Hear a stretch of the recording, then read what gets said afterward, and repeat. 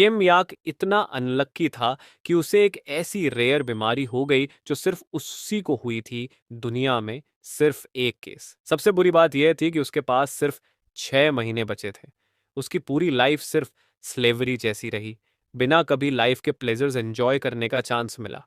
लेकिन जो चीज उसे सबसे ज्यादा तोड़ गई वो ये थी कि वो वर्जिन ही मरने वाला था।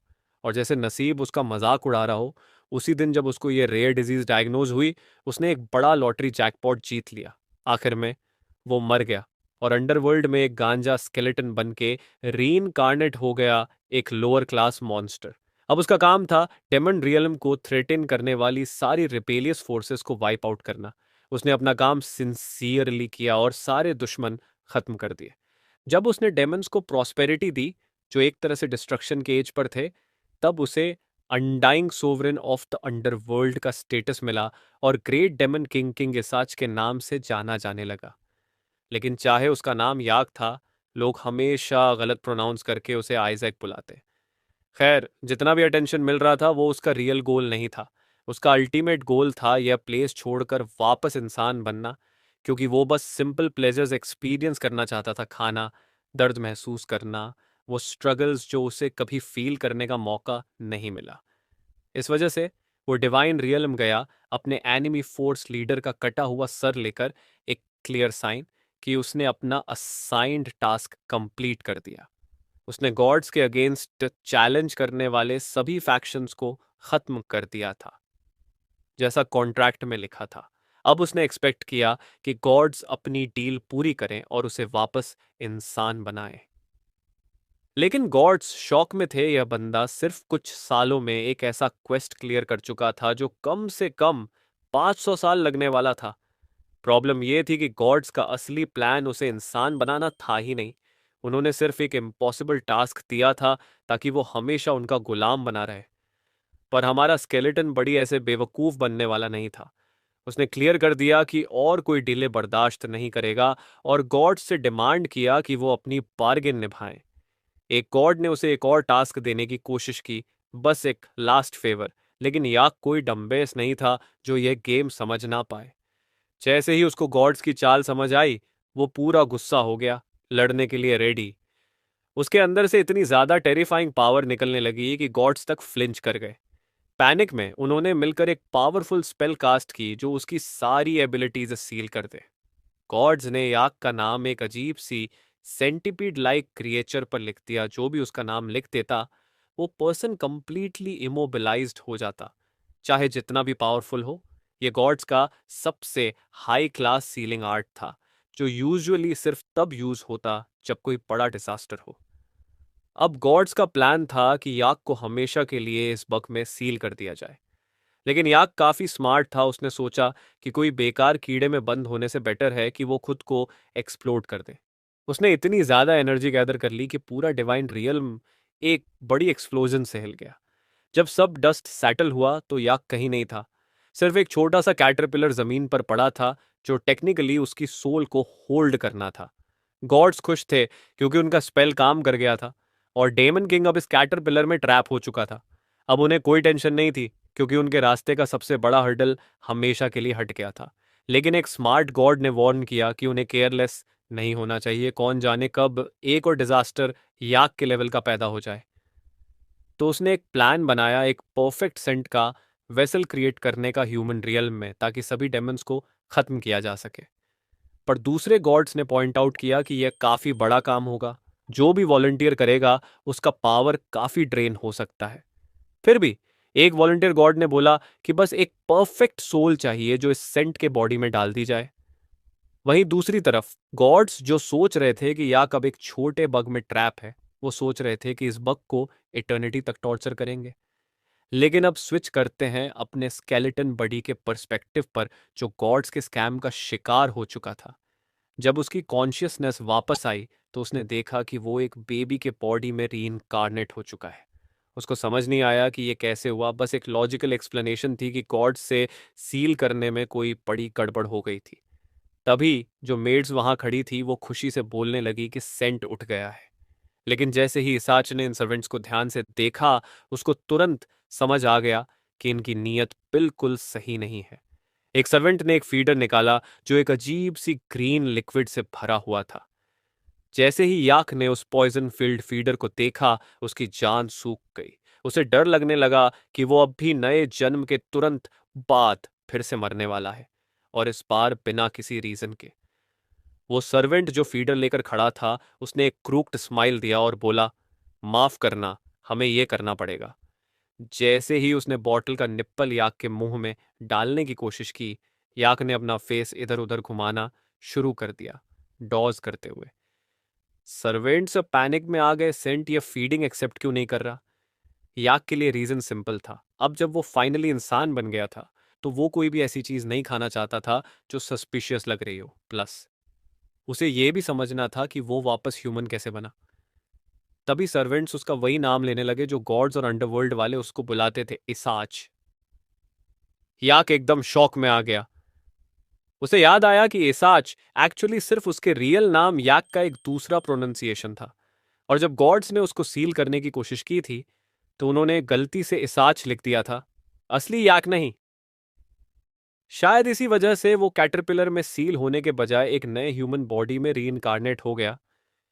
यह सुनते ही उसके चेहरे पे एक विकेड और जॉयफुल स्माइल आती है, ये सोचकर कि उन बेवकूफों ने उसे सील करने में असफलता पाई। सेवक इस मौके का फायदा उठाते हैं और फीडर का निप्पल उसके मुंह में डालते हैं देते हैं। दोनों सेवक पूरी कोशिश करते हैं फीडर को जगह पर रखने की, पर बेबी बहुत स्ट्रांग है और लगातार रेजिस्ट करता है। आखिरकार आईएसएक रिलैक्स हो जाता है और स्ट्रगल करना बंद कर देता है। जो टेस्ट उसे मिल रहा है वो बिल्कुल वेजिटेबल जूस जैसा है, मतलब ये पॉइजन नहीं है। पर जिस तरह ये जूस बेकार टेस्ट कर रहा है, उसके लिए पॉइजन पे दांव लगाना भी बेहतर होता। फिर उसे महसूस होता है कि कुछ अजीब सी चीज उसके शरीर में जा रही है, कुछ ओमिनस। लगता है फीड में सच में कोई टॉक्सिक सब्सटेंस मिक्स किया गया था। सीन शिफ्ट होता है एक बड़े टेंपल में, जहां एक बूढ़ा आदमी स्मर्क कर रहा होता है, खुश होकर सोच रहा है कि आईएसएक, जो एक सेंट कैंडिडेट है, अब तक मर चुका होगा। इसी वक्त होली एम्पायर का एम्परर उस बूढ़े बिशप से टकरा जाता है। अलेक्जेंडर यहाँ टेंपल विजिट कर रहा है एसुआ हाउस होल्ड के सेंट कैंडिडेट से मिलने के लिए, जो ऑब्वियसली हमारा लड़का है। बिशप और उसके डिसाइपल्स एब्सोल्यूट अथॉरिटी की प्रेजेंस महसूस करते ही अपने सिर झुका लेते हैं। अलेक्जेंडर फिर उससे पूछता है कि वो यहाँ किस काम से आया है। बूढ़ा आदमी एक फेक स्माइल के साथ कहता है कि वो एसुआ हाउस के सेंट कैंडिडेट का स्वागत करने आया है, और उसे पूरा यकीन है कि एम्परर भी यही रीजन लेकर आया होगा। तभी एक आवाज उनका ध्यान खींच लेती है। एक मैसेंजर जल्दी से आकर कुछ अर्जेंट रिपोर्ट करने लगता है, और उसके टोन से ये क्लियर होता है कि कुछ सीरियस बात होने वाली है। बूढ़ा आदमी अंदर से काफी खुश हो जाता है, सोचता है कि उसकी चाल सफल हो गई है।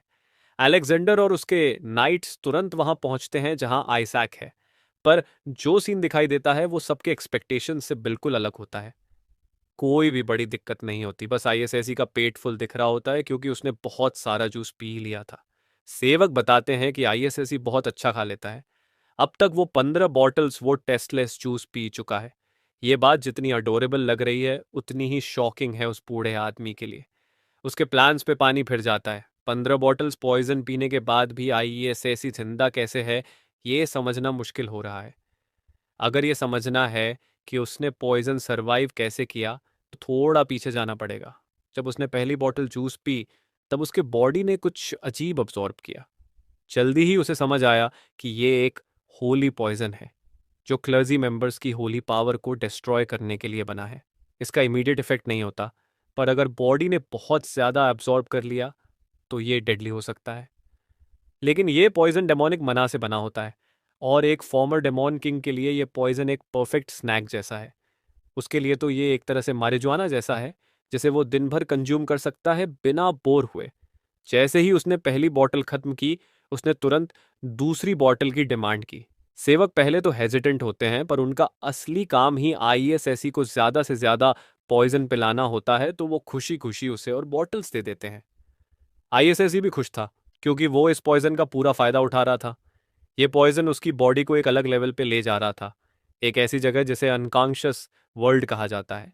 इसी वर्ल्ड के कोर में जाकर उसने सोचा कि अपनी मना कोर क्रिएट करे, जैसे ही उसने मना कोर बनाने का प्रोसेस स्टार्ट किया, उसके हाथों में एक आग का गोला चल उठा। फिर उसने पॉइजन से अब्जॉर्ब किया हुआ मना उस कोर में डालना शुरू किया ताकि फ्यूचर में मैजिक यूज कर सके। पर एक्सपेरिमेंट गड़बड़ हो गया और एक जोर का एक्सप्लोजन हुआ। जब धुआं हटा तो जो दिखाई दिया वो एक्सपेक्टेड नहीं था। मना कोर 3 बेसिक कलर्स में से एक होता है, पर उसका कोर वाइट था। उसे समझ नहीं आया कि कलर वाइट क्यों है। ये कलर मैटर नहीं करता, पर जो एनर्जी इस छोटी सी कोर से रेडिएट हो रही थी वो डेंजरस लेवल तक पावरफुल थी। पर जितना ये डेंजरस लग रहा था, उतना ही ये आईएसएस के लिए एक ब्लेसिंग थी। उसके एक्सपेक्टेशंस से भी ज्यादा पावरफुल चीज उसके बॉडी के अंदर बन रही थी। अगर वो इस पावर को सही से हैंडल करे तो आगे जाकर वो किस लेवल का मॉन्स्टर बन सकता है, इसका अंदाजा भी नहीं लगा सकता। ये सब सोचते हुए उसका मन उसके पास्ट पे जाता है। एक लाइफ जिसमें वो एक पैथेटिक लूजर की तरह मर गया था, बिना कुछ हासिल किए। उसका सिर्फ एक ही सपना था, सरवाइव करना। यही डिजायर उसे एक बॉल्ड स्केलेटन के रूप में री होने पर मजबूर करती। उसने एक डेमॉन की तरह काम किया, नए बफ्स और स्किल्स बनाए सिर्फ अपनी मेहनत के दम पे। और अब लगता है कि ये सब चीजें उसके नए बॉडी में भी इनहेरिट हो गई हैं। इस सबकॉन्शियस वर्ल्ड में लॉस्ट होने की वजह से आईएसएसी बहुत देर तक मूव नहीं करता। ये देखकर दोनों सेवक टेंशन में आ जाते हैं। सोचते हैं कि कहीं बच्चा मर तो नहीं गया। पर अचानक आईएसएसी अपनी उंगली उठाता है और फुल वॉल्यूम में चिल्लाता है, और एक बॉटल पॉइजन चाहिए। वापस प्रेजेंट में अलेक्जेंडर और उसके नाइट्स रिलैक्स कर लेते हैं, ये देखकर कि कुछ सीरियस नहीं हुआ। आईएसएक भी रिलीफ महसूस करता है, क्योंकि उसे एक मोमेंट के लिए लगा था कि उसके साथ कोई असैसिनेशन अटेम्प्ट होने वाला था। पर जो भी हो, सच तो यह है कि वो सच में मरने वाला था। तभी उसकी नज़र बिशप पर पड़ती है, जो उसे गुस्से भरी नज़र से देख रहा होता है। आईएसएक सोचता है, ये बंदा मुझे ऐसे घूर क्यों रहा है। उसे लगता है शायद उसने ज्यादा खा लिया है, इस वजह से उसे ऐसी नज़र मिल रही है। पर वो जल्दी ही ये सोच छोड़ देता है और डिसाइड करता है कि बस एक नॉर्मल बच्चे की तरह बिहेव करे। वो कोई ऐसा एक्शन नहीं लेना चाहता जो अननेसेसरी अटेंशन अट्रैक्ट करे, इसलिए वो क्लूलेस चाइल्ड की एक्टिंग करता है और चिल रहता है। बूढ़ा आदमी अंदर ही अंदर गुस्से से भरा पड़ा है, बस किसी तरह अपने इमोशंस को कंट्रोल कर रहा है।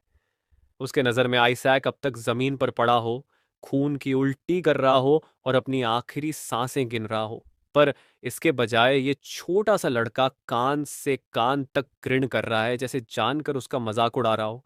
ये सब देख के बूढ़े आदमी का दिमाग हिल रहा है। कुछ दिन पहले होली सी के हेडक्वार्टर्स में एक बड़ा सच सामने आया था। जो भी सेंट का टाइटल पाएगा, उसके पास होली एम्पायर का कंट्रोल भी होगा।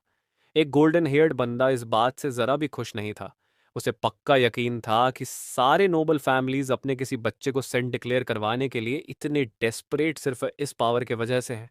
पर वो चाहता था कि ये पावर सिर्फ उसके पास हो। वही पुराना बूढ़ा आदमी जो बिशप है, अपने मास्टर को ट्रस्ट दिलाता है कि वो बाकी सब सेंट कैंडिडेट्स का खत्मा कर देगा, ताकि कोई भी उसके रास्ते में ना आए। गोल्डन हेयर्ड बंदा फिर एक और रूमर का जिक्र करता है जो उसने सुना है। कहा जा रहा है कि हाउस येसुआ से एक नया सेंट कैंडिडेट सामने आया है, वो भी एम्परर के स्ट्रॉन्ग कनेक्शंस वाले हाउस होल्ड से। मतलब सीधा हमारे लड़के की बात हो रही है। बिशप तुरंत टेंस हो जाता है। उसे पता है कि हाउस एसुआ का कैंडिडेट हैंडल करना अब तक का सबसे बड़ा चैलेंज होगा। फिर भी वो अपने मास्टर को ट्रस्ट दिलाता है कि एम्परर के ऑफिशियली सिलेक्ट करने से पहले ही वो बच्चा मर चुका होगा। पर गोल्डन बॉय अब भी सेटिस्फाइड नहीं है। वो बिशप को ऑर्डर देता है कि वो हाउस एसुआ वापस जाए और कैंडिडेट की लाश कंफर्म करे, फिर रिपोर्ट करे। ये गोल्डन हेयर्ड बंदा और कोई नहीं, कार्डिनल हैरी बैरेट है, जो हाउस बैरेट का लीडर है। उसका मेन मिशन है कि सारे राइवल सेंट कैंडिडेट्स को खत्म करना, ताकि अगली सेंट उसके खुद के हाउस से आए। अब वापस प्रेजेंट में जब बिशप एक जिंदा बच्चे को अपने सामने देखता है तो उसका मन घबरा जाता है। उसे अपनी हालत काफी बुरी लग रही है। उसके दिमाग में सिर्फ एक चीज चल रही है, अगर ये मिशन फेल हो गया तो कार्डिनल उसकी गर्दन उड़ा देगा। एलेक्जेंडर मीनवाइल आइसैक के प्लेटिनम ब्लॉन्ड हेयर से फैसिनेटेड है। उसे एम्पायर के फाउंडर की याद आ रही है, जिनका सेम हेयर कलर था। बूढ़ा आदमी पीछे खड़ा ये सब देख रहा है और उसका दिमाग गर्म हो रहा है। इस बच्चे की होली एम्पायर के फाउंडर से तुलना करना उसके लिए ब्लास्फेमी से कम नहीं है।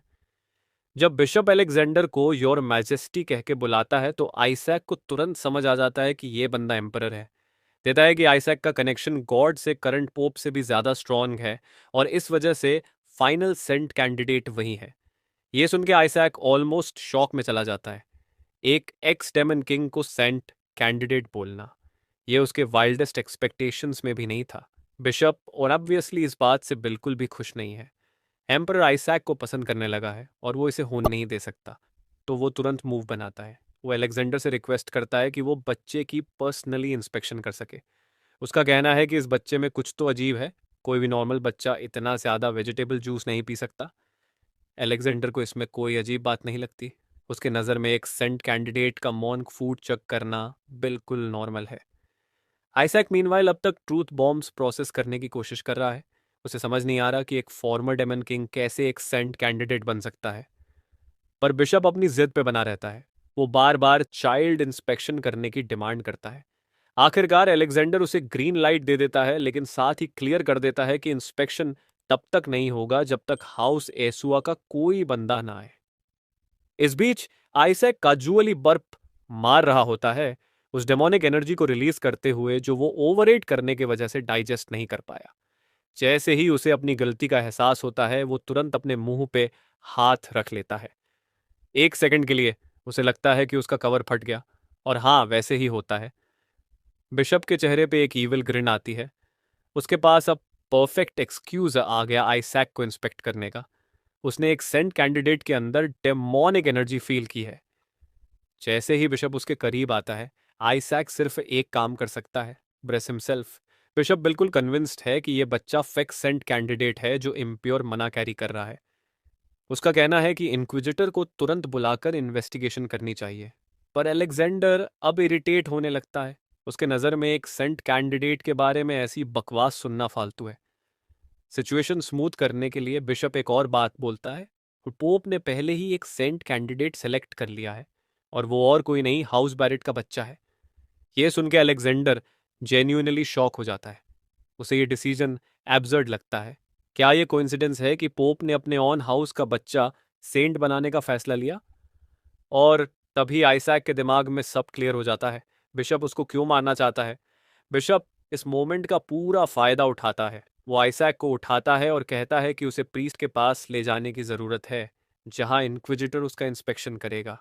पर जैसे ही वो दरवाजे से बाहर जाने लगता है, एम्परर उसे रोक लेता है। एलेक्जेंडर उसे हाउस से सुआ के इम्पोर्टेंस का याद दिलाता है। इंपीरियल फैमिली के सबसे करीबी अलाइज होने के नाते वो स्ट्रांगली सजेस्ट करता है कि चाइल्ड का रीअसेसमेंट बाद में होगा। बिशप एक सेकंड के लिए रुक जाता है, पर वो भी कम बैक करता है। इस बार उसकी बात एक सॉफ्ट बट क्लियर थ्रेट होती है। पोप ने कह दिया है कि क्राउन प्रिंस की ऑफिशियल इन्वेस्टिचर सेरेमनी तब तक नहीं होगी जब तक सेंट सिलेक्शन कंप्लीट नहीं होता। बेसिकली पोप एम्परर को इनडायरेक्टली थ्रेटन कर रहा है। अगर वो पोप के चोजन सेंट को एक्सेप्ट नहीं करता तो उसका बेटा कभी ऑनऑफिशियली क्राउन प्रिंस नहीं बनेगा। आइजैक तक को समझ आ रहा है कि हाँ, पॉलिटिक्स का कैसा डेंजरस गेम खेला जा रहा है, पर अब वो एक डायलेमा में है। उसका सेंट कैंडिडेट बनने का कोई इरादा नहीं है, क्योंकि उसे अनवांटेड अटेंशन मिलेगी और उसकी रियल आइडेंटिटी डेंजर में आ सकती है। पर अगर इंस्पेक्शन अलाउ हो गया तो उसका असली सच सामने आ जाएगा कि वो एक डेमन है। एक छोटी सी ट्रिकाई एजेक के दिमाग में आती है, एक ऐसा प्लान जो सिचुएशन को उसके फेवर में ला सकता है। वो अपने हाथ में पकड़ी फीडर बॉटल में माना इन्फ्यूज करता है और उसको पूरा जोर लगाकर बूढ़े हरामी के मुंह पर दे मारता है, इतना जोर से कि उसके दांत टूट जाएं और मुंह से खून निकलने लगे। टूटते हुए दांत हवा में उड़ते हैं और आइजैक एक छोटे बच्चे की तरह मासूमियत से एक्ट करता है, जैसे बस खेल रहा हो।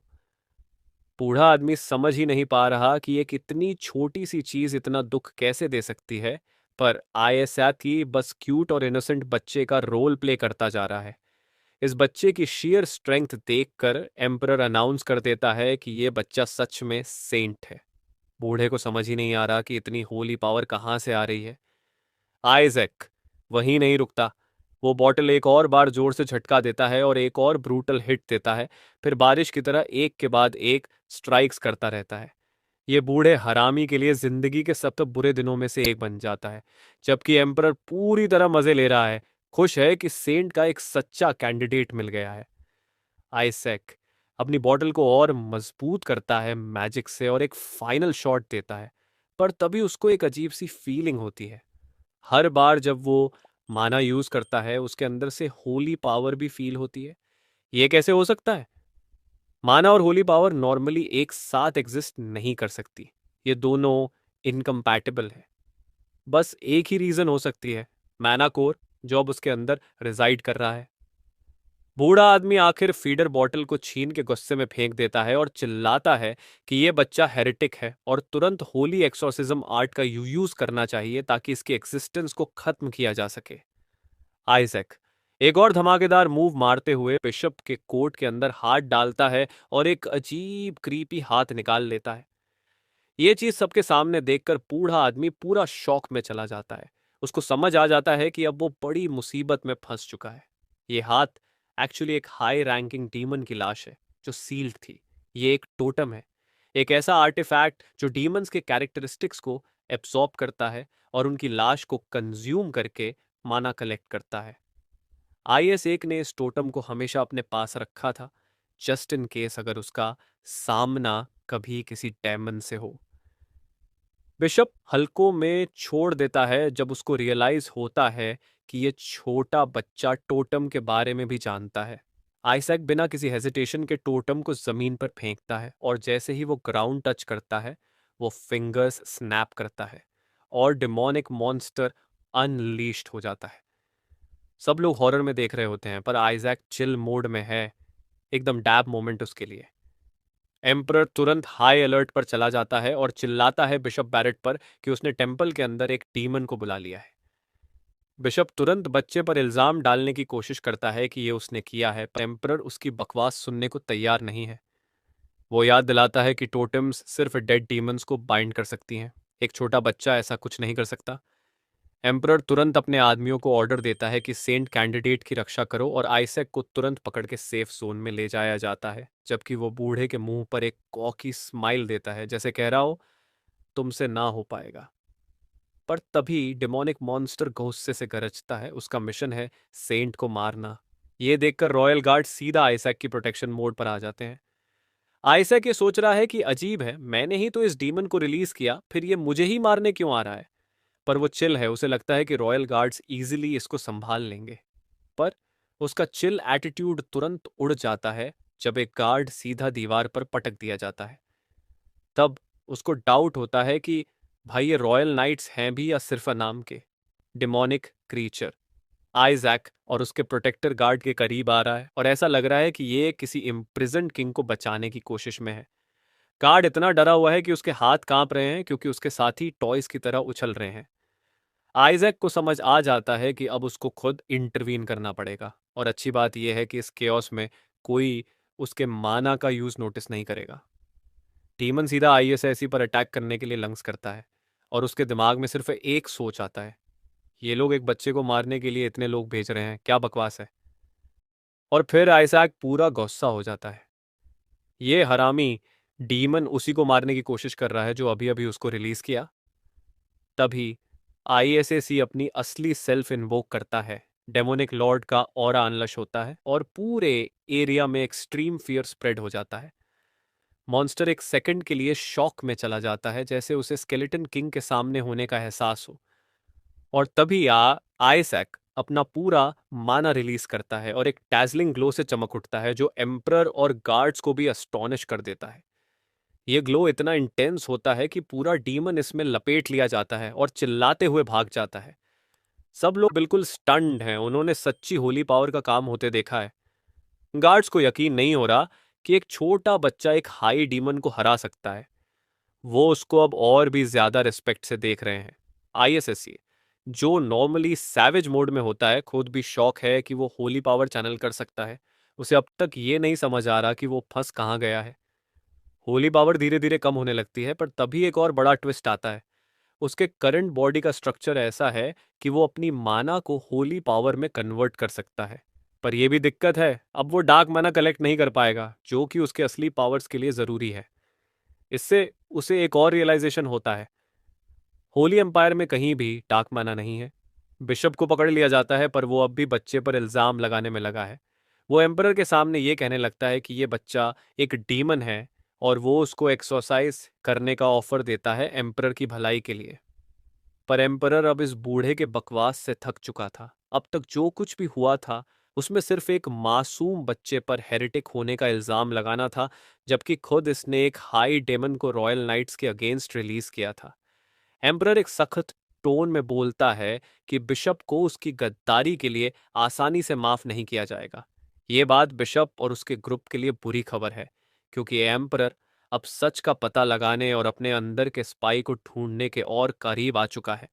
बिशप को डर है कि अगर सच सामने आया तो सैन आडेस की रेपुटेशन को भारी नुकसान हो सकता है। इसलिए वो चुपके से एक स्पेल कास्ट करने की कोशिश करता है, अपनी जान की बलि देकर अपने परिवार को बचाने के लिए। बिशप एक पावरफुल मना बीस्ट रिलीज करता है, जो सिर्फ एक ही ऑब्जेक्टिव लेकर आया है, सेंट कैंडिडेट को किसी भी हालत में मारना। जानवर अपने तेज दांत निकालता है, जबकि छोटा सा बच्चा बोर हो रहा होता है, क्योंकि ये बूढ़ा अपनी असली शक्ल दिखाने लगा है। पहले तो इसैक फुल कॉन्फिडेंस में होता है कि वो इस बीस्ट को बिना पसीना बहाए हरा देगा, पर फिर उसको याद आता है कि उसका मना तो कुछ देर पहले ही खत्म हो गया था। अब लगता है कि सब कुछ खत्म होने वाला है, तभी अचानक एक और कैस्टर का एक पावरफुल अटैक उस क्रीचर को जोर से टकराता है। एक सिल्वर हेयर्ड आदमी पूरा गुस्सा निकालते हुए आया है। ये है द डिवाउट एजोर, जो अपनी केन स्क्वाड के साथ हाउस जोशुआ के लिए सर्व करता है। रेल, जो कि इस ग्रुप का लीडर है, और इसैक का अंकल भी सीधे बिशप की तुरंत गिरफ्तारी का ऑर्डर दे देता है, जबकि छोटा इसैक लाइफ में चिल कर रहा होता है। रेल फिर अपने आदमियों से कहता है कि वो नए फैमिली मेंबर का सम्मान करें। जोशुआ का बेटा, वो अपने छोटे भाई से माफी मांगता है, और इसैक भी उसके नो नॉनसेंस एटीट्यूड से इम्प्रेस होता है। देर से आने का एक गिफ्ट भी लाया है। इसैक को एक चमकदार चीज दिखती है और उसको लगता है कि ये सोना होगा, पर वो सिर्फ स्केलेटन किंग का सिर धड़ से अलग होने का एक फिग्यूरिन होता है। मतलब वो अपनी ही मौत का एक सोवेनियर ले रहा होता है। उसके सिस्टम में एक शॉक लगता है, क्योंकि ऐसे बहुत सारे फिग्यूरेंस होते हैं जिसमें स्केलेटन किंग को अलग अलग तरीकों से मारा जा रहा होता है। कभी जिंदा जला दिया जा रहा है, कभी चूर चूर कर दिया जा रहा है। जबकि लोग बच्चे के एक्सप्रेशंस को एंजॉय कर रहे होते हैं, इसैक लिटरली अंदर से हार्ट अटैक ले रहा होता है, ये सोचकर कि उसको अपनी जिंदगी इन पागलों के बीच बितानी पड़ेगी। लिटिल मर्डर मशीन को यह सब बिल्कुल पसंद नहीं आ रहा। तभी उसको विविडली अपनी खुद की हार याद आती है। सेंटस ने उसको हरा दिया था, और जो 3 लोग उसको गिराने के जिम्मेदार थे, वो सब इसी स्टूपिड जोशुआ फैमिली का हिस्सा थे। सोच लो, एनिमी के घर में जन्म ले लिया। ब्रो लिटरली हवा में मुक्के मार रहा होगा इस बात पे। जब वो अपनी बेकार किस्मत पर गुस्सा कर रहा होता है, तभी बिशप जोशुआ फैमिली पर चिल्लाता है कि वो सिर्फ हेरेटिक्स हैं जो एक मॉन्स्टर को जन्म दे चुके हैं। ये बूढ़ा आदमी अपनी पूरी जिंदगी इस सच को सबके सामने लाने में लगा देगा। वो कसम खाता है कि जोशुआ फैमिली को अपने हाथों से खत्म करेगा, पर रेल अब और बर्दाश्त नहीं करता। वो सीधे उसका गला काट देता है और एक फाइनल वार्निंग देता है कि अगर जोशुआ फैमिली ने माफ नहीं किया होता तो अब तक वो मर चुका होता। इसेक अंदर से बहुत खुश है कि उसके पास एक सॉलिड पावर हाउस है जिसमें वो रिलाय कर सकता है। उसको क्यूरियोसिटी होती है कि अगर सही तरह परसुएट किया जाए तो क्या रेल्स एंड आर्डेस के अगेंस्ट जा सकेगा। नाइट्स अब इसैक के साथ बहुत प्यार और इज्जत से ट्रीट कर रहे होते हैं। सबसे फनी चीज ये होती है कि इसैक को याद आता है कि उसने खुद जोशुआ फैमिली के मेंबर्स के साथ लड़ाई की थी, और उसके खुद के सोल्जर्स जोशुआ ऑफ ब्लू से लड़ने से डरते थे। पर यह आदमी एक ऐसा बंदा निकला जो स्केलेटन किंग की वियर्ड फिग्यूरेंस कलेक्ट करता है। एम्बर को आश है कि उसके साथ रेली का सपोर्ट है, और वो एक बड़ी ऑफर देना चाहता है। वो इसैक को रॉयल फैमिली का एक ऑफिशियल मेंबर बनाना चाहता है। ये बात इसैक को एकदम पसंद आती है। एम्परर ये सब इसलिए कर रहा है क्योंकि उसको पता है कि होली एम्पायर के अंदर और बाहर दोनों तरफ से लोग सेंट कैंडिडेट को टारगेट करेंगे। सिचुएशन का डिमांड है कि इस बच्चे को मैक्सिमम प्रोटेक्शन दी जाए। जोशुआ लोग स्ट्रांग हैं, पर कोई गारंटी नहीं कि वो हमेशा बच्चे की रक्षा कर पाएंगे। इसैक थोड़ा कंफ्यूज होता है, उसको समझ नहीं आता कि यहाँ हो क्या रहा है।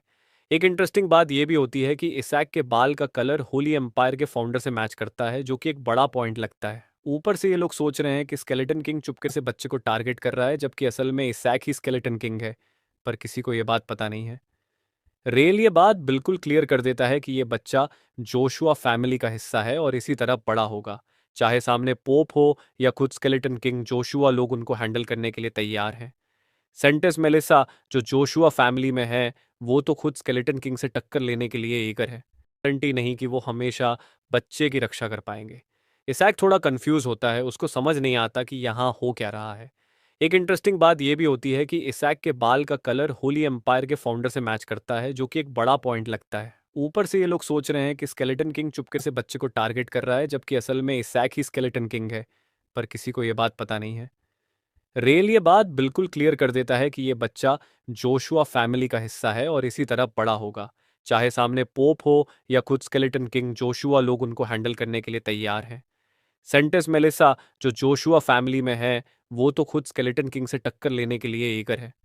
वो अपने डायरेक्ट डिसेंडेंट को किसी भी हालत में इंपीरियल फैमिली को देने के लिए तैयार नहीं है। सेंटेस मेलिसा का नाम सुनते ही इसैक के अंदर डर का एक लहर दौड़ जाता है। उसको तुरंत याद आता है कि ये वही लड़की है जो डिवाइन रियाल्म में उसकी फाइनल ओपोनेंट थी। वो सबसे टेरिफाइंग एनिमी थी जिसके साथ उसने कभी फाइट की थी। तो स्केलेटन किंग की लाइफ का एक और दुखद चैप्टर ऐड हो गया।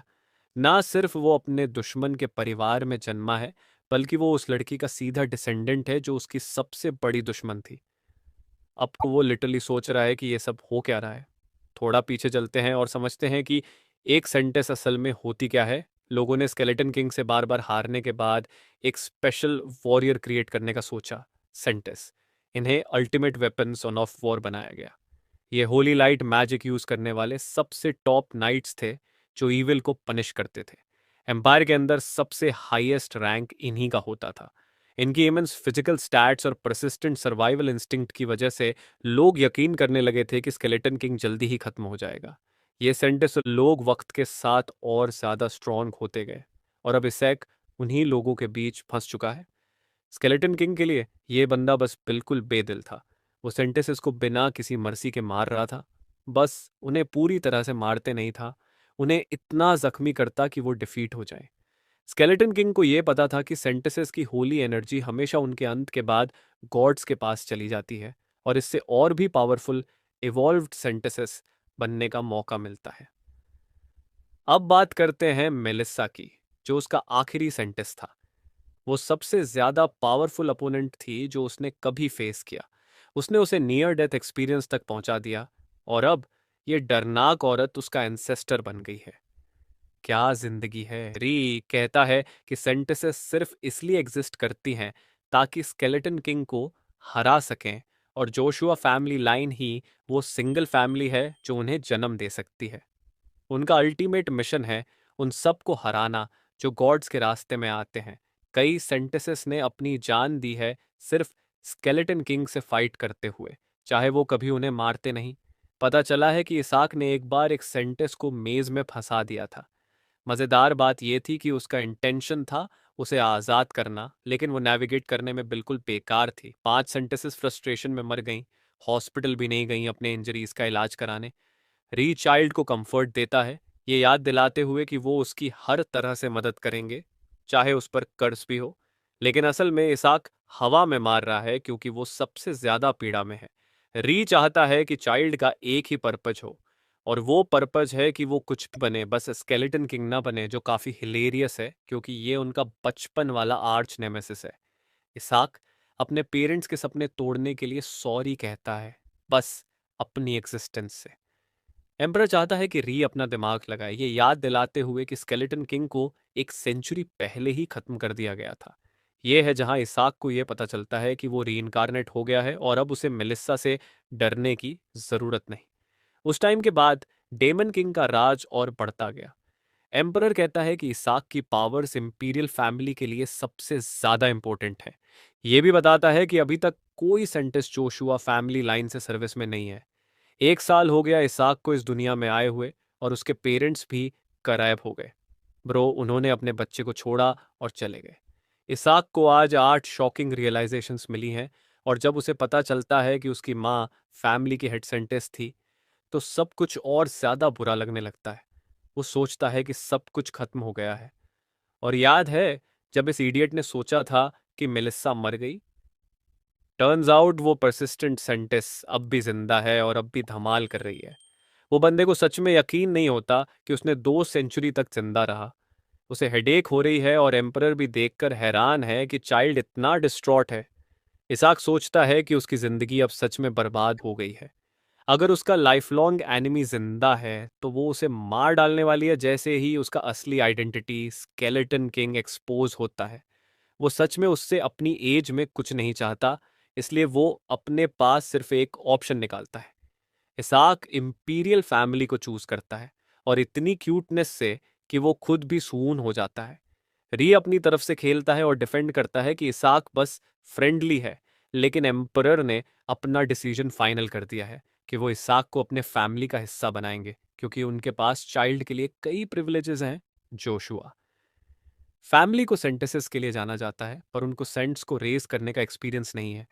लड़का एंड में एक डेमन स्लेयर एक्सोर्सिस्ट बनेगा और इसलिए री कहता है कि जोशुआ फैमिली उनके कैलिबर के लिए ज्यादा फिट है।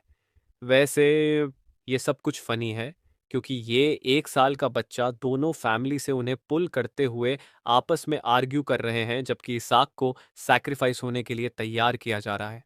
प्रो सच में लटका हुआ है और वो अपनी जान बचाने के लिए इंपीरियल फैमिली को चूज करता है। उसे लगता है कि एम्परर उसके लिए सबसे सिक्योर ऑप्शन है। नेक्स्ट सीन में एनोइंग बिशप अपने कल्ट के सामने आता है। अब भी ये कन्विंस हो रहा है कि लड़का डेमन किन का है। उसके मास्टर्स को ये सुनकर वो अपसेट हो जाते हैं क्योंकि वो ये रिडिकुलस आइडिया एक्सेप्ट नहीं कर पा रहे हैं कि लाइट की पावर एक डेमोनिक चाइल्ड ने चैनल की है। बिशप मना यूज करने की बात करता है और ये देखा था अपनी आंखों से, लेकिन सेंटिसिस ग्रुप पहले से डिसाइड कर चुकी थी और वो अपना काम करते हुए उसका सिर काट डालती हैं। ये पनिशमेंट है उसके ब्लास्फेमस क्लेम्स के लिए। लीडर को अटैक स्क्वाड लीड करने में कोई इंटरेस्ट नहीं था क्योंकि वो मानता था कि एम्परर इसाक को अपना लेगा और फिर उनको इसाक के साथ अपना पर्सनल हिसाब चुकता करने का मौका मिलेगा। इस दौरान इसाक को यह पता चलता है कि उसे जोशुआ फैमिली ने ले लिया। चलो अब थोड़ा रिकैप करते हैं। कुछ दिनों पहले एक बीम ऑफ लाइट ने सबको डिस्ट्रैक्ट कर दिया जब री ने अचानक अपने चाइल्ड का ओनरशिप छोड़ दिया, ये कहकर कि ये जगह इसाक के लिए फिट नहीं है। और यहां से इसाक को यह पता चलता है कि जोशुआ फैमिली ने स्केलेटन किंग की बॉडी को अपने पास रख रखा है। उसकी बॉडी को मना से रिफाइंड किया गया था, जो गॉड्स की स्ट्रेंथ को चैलेंज करती थी। अगर वो अपनी बॉडी वापस ले पाता है तो वो दुनिया के टॉप पे हो सकता है। अब भी क्वेश्चंस हैं पोप की फोर्सेस के बारे में जो इसाक को स्पेसिफिकली टारगेट कर रही हैं, जो वो खुद भी नहीं समझ रहा है। टर्न्स आउट रिसेंटली गॉड्स से एक प्रोफेसी आई थी जिसमें कहा गया था कि एक सेंटिस गॉड्स का चाइल्ड बनेगा, जो इसका मतलब है इसाक पोप बनने के लिए लाइन में है। ये बैड न्यूज़ है पैरेट फैमिली के लिए। ये डेवलपमेंट वो स्केलेटन किंग ने सीरियसली एक्सपेक्ट नहीं किया था। पोप वो सबसे पावरफुल क्लेरिक होता है जो 10वीं रैंक की होली स्पेल्स यूज कर सकता है। ये बंदा किंग के लेवल का होता है। अपनी आर्मी ऑफ होली नाइट्स के साथ उसका अथॉरिटी एम्परर के बराबर है। मिलेनिया से बैरेट फैमिली ने पोप्स उत्पाद किए हैं, इसलिए उनका पागल होना समझ में आता है कि एक सेंटिस जोशुआ फैमिली से उनकी जगह लेने वाली है। अचानक कोचमैन आता है और आरआई को बताता है कि उन्होंने एक प्रॉब्लम फेस की है। कुछ लोग टूचे तक एक्सेस रिस्ट्रिक्ट कर रहे हैं। गुस्सा होकर रिली उन्हें ये कहकर चिल्लाता है कि उन्होंने जोशुआ फैमिली के क्रेस्ट को नहीं पहचाना। ये ईविल ग्रुप असल में डेमोनिक और ईविल निकला और उनका मकसद था सेंटिस के चाइल्ड को हर हाल में मारना। आइजैक बिल्कुल एक्सपेक्ट नहीं कर रहा था कि उसकी जिंदगी एक और टर्न लेगी और सोचता है कि नए डीमन किंग के साथ क्या हो रहा है। डीमन किंग फोर्सेस उन्हें वार्न करते हैं अपने माइटी किंग के ऑर्डर्स के बारे में, जो सेंट्स और सेंटिस को स्पॉट पर मारने के लिए कह रहे हैं। इससे आइजैक को यह कंफर्म होता है कि एक नए किंग ने स्केलेटन किंग के ऑर्डर्स को यूजर्प कर लिया है और इसीलिए उन्हें सेंट को मारना जरूरी है। ये नहीं जान के कि वो अपने पुराने डीमन लॉर्ड को टारगेट कर रहे हैं। वो खुश हैं अपनी जिंदगी बचाने के लिए बस चाइल्ड को सरेंडर करने पर। लेकिन रिलाई उनमें से एक को थंडरबोल्ट से राख बना देता है, गुस्सा होकर के कैसे उन्होंने जोशुआ के एक्सोसिस्ट के बारे में ऐसे शब्दों का इस्तेमाल किया। अपना ब्लेड पॉइंट करते हुए रेली डिक्लेयर करता है कि जोशुआ हाउस होल्ड तब तक चैन से नहीं रहेगा जब तक दुनिया से सारे ईविल बींग्स को मिटा नहीं दिया जाता। वो और उसके साथ के सब अपने सोर्ड्स रेडी करते हैं ताकि डीमंस को जहन्नुम भेजा जा सके। स्केलेटन किंग के लिए रेली को ये सोचकर मजा आता है कि वो अपने अंडरलिंग्स का इस्तेमाल करके अपनी बॉडी कैप्चर करने की कोशिश कर रहा है। डीमन किन मॉन्स्टर्स उन्हें मारने की कोशिश करते हैं प्रोवोक होने के बाद। आइजैक को उनके गार्ड के साथ बैटलफील्ड से दूर ले जाया जाता है ताकि वो सेफ रहे। वो काफी कंफ्यूज्ड है कि अभी जो हुआ उसका क्या मतलब है। अगर वो स्केलेटन की है तो ये नया बंदा कौन है जो उसके आइडेंटिटी का इंपर्सनेशन कर रहा है। आइजैक को एक बुश में छुपा दिया जाता है और एक बैरियर से प्रोटेक्ट किया जाता है। ये बैरियर इतना पावरफुल है कि हाई रैंकिंग डीमंस भी इसे पेनिट्रेट नहीं कर सकते। आइजैक खुश है कि कुछ भी उसकी सेफ्टी को जेपरडाइज नहीं कर सकता, लेकिन इसका मतलब ये है कि वो अंदर ही फंसा हुआ है। तो वो अपनी मैजिक रिलीज एक्टिवेट करने की सोचता है। प्रो अपने आप को कॉस्मोस में मीडिएट करता है जैसे कोई गैलेक्टिक ओवरपावर्ड बेबी और अपने वॉचर स्पिरिट को बुलाता है। ये डिमोनिक स्पिरिट अपने मास्टर को ग्रीट करते हुए आता है, लेकिन आइजैक उसे चुप करने के लिए कह देता है ताकि वो चीज़ों को कंफ्यूज ना करे। स्पिरिट अपने मास्टर की सर्विस में ईगर है क्योंकि काफ़ी टाइम बाद बुलाया गया है। ये डिटेक्शन स्पेल होना चाहिए था, लेकिन इसके पास अपनी कॉन्शियंस भी है। इसे मैजिक डिटेक्ट करने और पेनफुल एनालिसिस करने के लिए बनाया गया था। स्पिरिट स्केलेटन किंग को बधाई देता है कि उसने एक चाइल्ड की बॉडी पर कंट्रोल हासिल किया है। वो समझता है कि प्रो अपनी बॉडी में फंसा रहने का डिसीजन खुद से लिया है क्योंकि वो इतना ईल और इतना ईविल है। स्पिरिट को गुस्सा आ जाता है कि उन्होंने उसे पावरफुल बैरियर में बंद कर दिया और अपने मास्टर का इंसल्ट किया। आइजैक उसके बैंटरिंग को पूरा करने के बाद उससे कहता है कि अभी अपनी डिटेक्शन मैजिक एक्टिवेट कर। डेमोनिक स्पिरिट स्काउटिंग स्टार्ट करता है 100 मीटर के अंदर और कुल 88 दुश्मन मॉन्स्टर को डिटेक्ट करता है। ये मॉन्स्टर्स आइजैक के लिए वीक हैं, लेकिन वो चिंता कर रहा है कि इतनी बड़ी आर्मी के साथ बैटल करना मुश्किल हो सकता है अगर सिक्योरिटी टाइट हो गई। इसीलिए वो चाहता है कि फाइट जल्दी खत्म हो जाए ताकि वो पकड़ा ना जाए। इसीलिए वो अपना सारा माना एक मूव में लगाने का रिस्क उठाता है। इंटरेस्टिंग बात यह है कि वो देख रहा है कि एनिमी की नंबर्स बहुत तेजी से कम हो रही हैं। अब सिर्फ 31 बचे हैं और फिर 13। आइजैक सोचता है बैटलफील्ड में क्या हो रहा है। सिर्फ 4 डीमनकिन सोल्जर्स बचे हैं, जबकि आरआईवाई को अलर्ट मिलता है एक इनकमिंग मॉन्स्टर के बारे में। डीमनकिन सोल्जर्स खुश हैं क्योंकि उनको एक पावरफुल एलाय मिल गया है और वो अब सेंट को मार सकते हैं। हर किसी की हैरानी के लिए ये नया एनिमी डीमनकिन सोल्जर को मार डालता है, जिसके बाद सारे डीमनकिन सोल्जर्स मार दिए जाते हैं। शैडोली, वही डीमन जो आइजैक को पहले अटैक कर चुका था, अराइव होता है और ये मॉन्स्टर इतना गुस्सा है कि डीमन किन बास्टर्ड्स ने उसके मास्टर को हर्ट करने की कोशिश की। उनके पुराने एनकाउंटर से शैडो ली को आइजैक की आइडेंटिटी के बारे में पता चल गया था, जो कि अब हमारे लिटिल मर्डर मशीन के लिए काफी प्रॉब्लमैटिक हो गया। शैडो ली अपने मास्टर को प्रोटेक्ट करने पर जिद है और ये सोचकर इंसल्टेड है कि उसका किंग एक बच्चे की बॉडी में ट्रैप हो गया। आइजैक ने उसे फ्री किया और अब वो अपने मास्टर के लिए लॉयल है। मॉन्स्टर जोशुआ के लाइन ऑफ डिफेंसेस को देख रहा है और आरआईवाई भी कंफ्यूज्ड है कि ये क्या हो रहा है। ह्यूमंस को लकीली उसकी लैंग्वेज समझ में नहीं आती, वरना आइजैक यहां मार दिया जाता। शैडो लाई ने आइजैक की आइडेंटिटी समझ ली और इसीलिए वो ह्यूमन फोर्सेस को टारगेट करते हैं।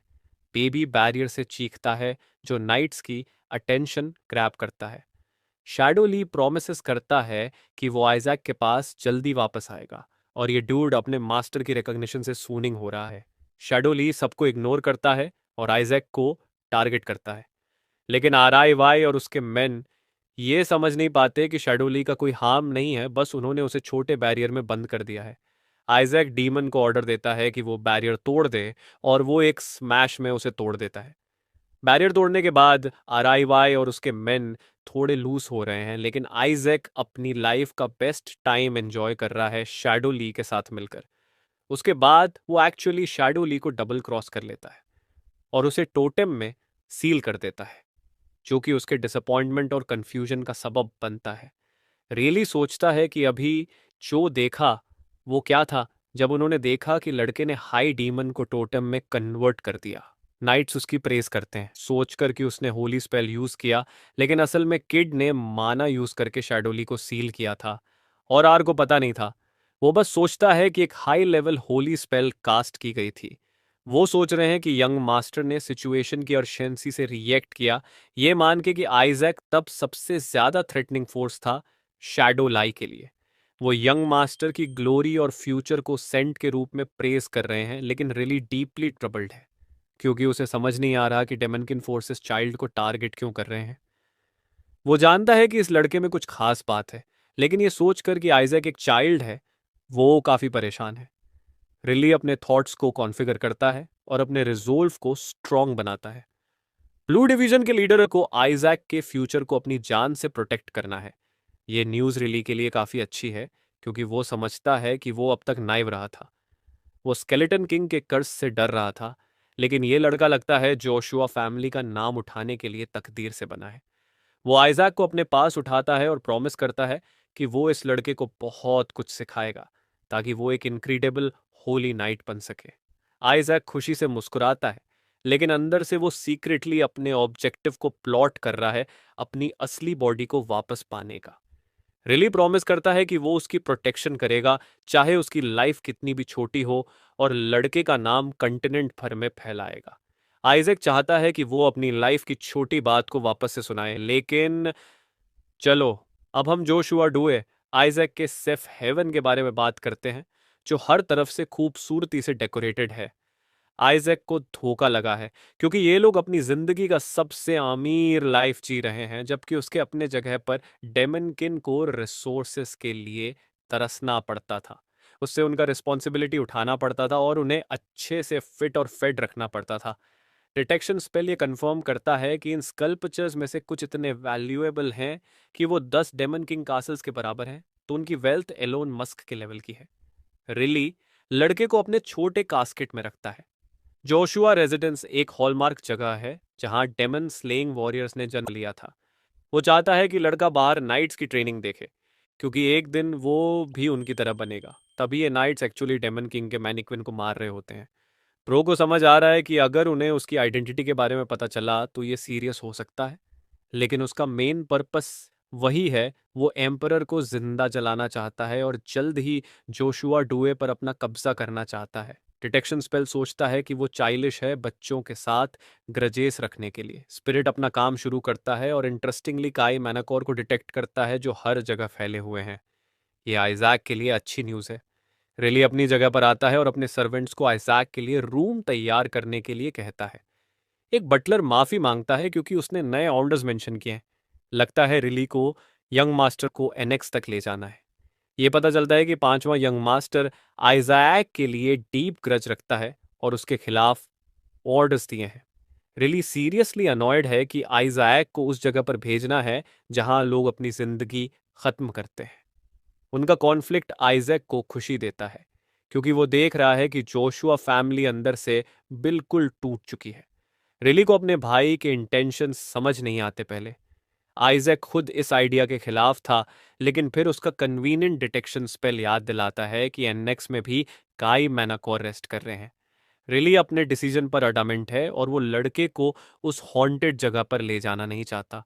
बेबी वाइन्स करता है क्योंकि रिली उसे Holi scriptures bed time stories के रूप में पढ़ने की कोशिश कर रहा है। अपनी ही फैमिली में टॉर्चर हो रहा है जब रिली उसे ले जा रहा है। तब पांचवा यंग मास्टर आरोगेंट एटीट्यूड के साथ अपीयर होता है और अपने ऑर्डर्स को याद दिलाता है लड़के को एनेक्स भेजने के। यह है गेल जोशुआ, फैमिली का पांचवा बेटा। सिर्फ इस बंदे को देखकर आइजैक को यह समझ में आता है कि वो एक टिपिकल डेलिंक्वेंट है। यह बंदा आइजैक को एक इंसान नहीं, एक मेरे चीज के रूप में ट्रीट करता है और उसे फैमिली के डिसेंडेंट के रूप में पहचानता नहीं। रिली स्ट्रांगली गोयल के खिलाफ है, जबकि आइजैक लगभग ये मान चुका है कि ये नया क्लाउन भी उन लोगों का पार्ट है जो उसे नफरत करते हैं किसी वजह से।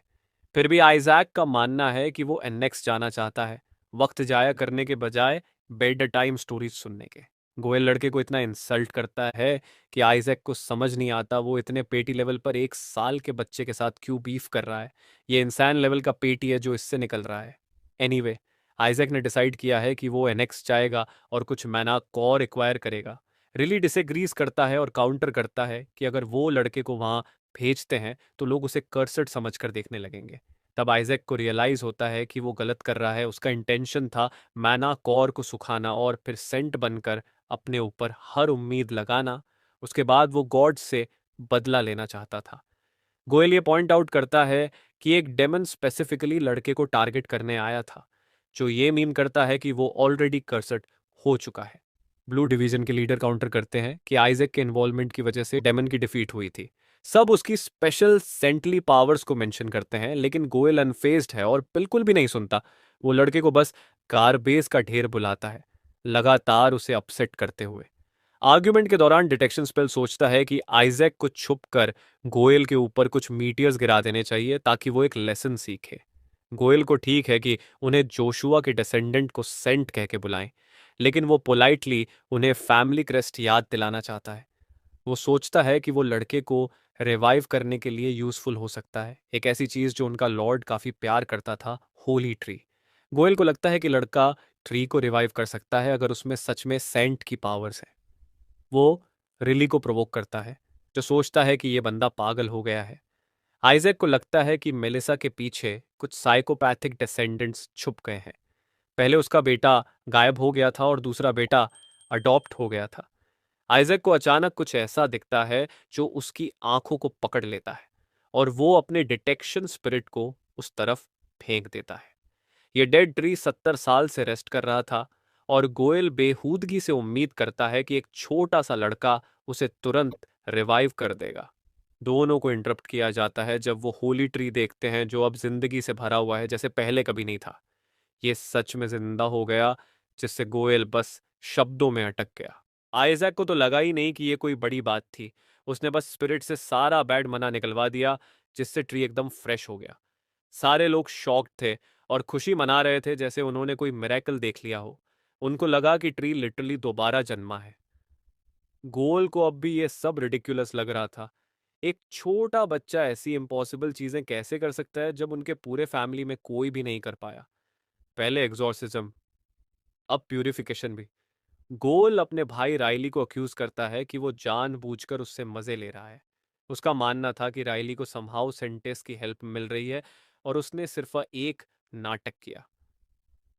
गोल के स्ट्रॉन्ग एक्यूजेशन से पूरा सीन और ज्यादा इंटेंस हो गया।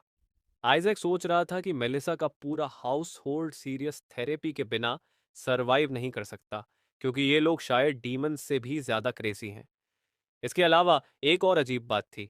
गोल देखने में मेलिसा जैसा बिल्कुल नहीं लगता था। सबको शक होने लगा कि शायद वो उनका रियल भाई भी नहीं है। उसका अपीयरेंस तो एकदम पोप के जैसे मैच करता है। गोल पूरा गुस्से से भरा हुआ था और चिल्लाने लगा कि राइली एक नाटक कर रहा है जबकि जोशुआ फैमिली में ऑलरेडी एक सेंट कैंडिडेट है। ये सुनकर आइजैक एकदम सरप्राइज हो गया, क्योंकि उसे अभी पता चला कि उसका कोई कॉम्पिटिटर भी है। क्लियरली गोल उस दूसरे कैंडिडेट को सपोर्ट कर रहा था। आइजैक सोचने लगा कि क्या वो सेकंड कैंडिडेट भी इन क्लाउन्स की तरह स्टूपिड होगा। राइली अपने भाई को समझाने की कोशिश करता है कि आइजैक इंपॉर्टेंट है और उसका राइट है हाउस को लीड करने का, लेकिन गोल तो बस अपने भाई को कॉवर्ड और वीक बोलकर इंसल्ट कर रहा था।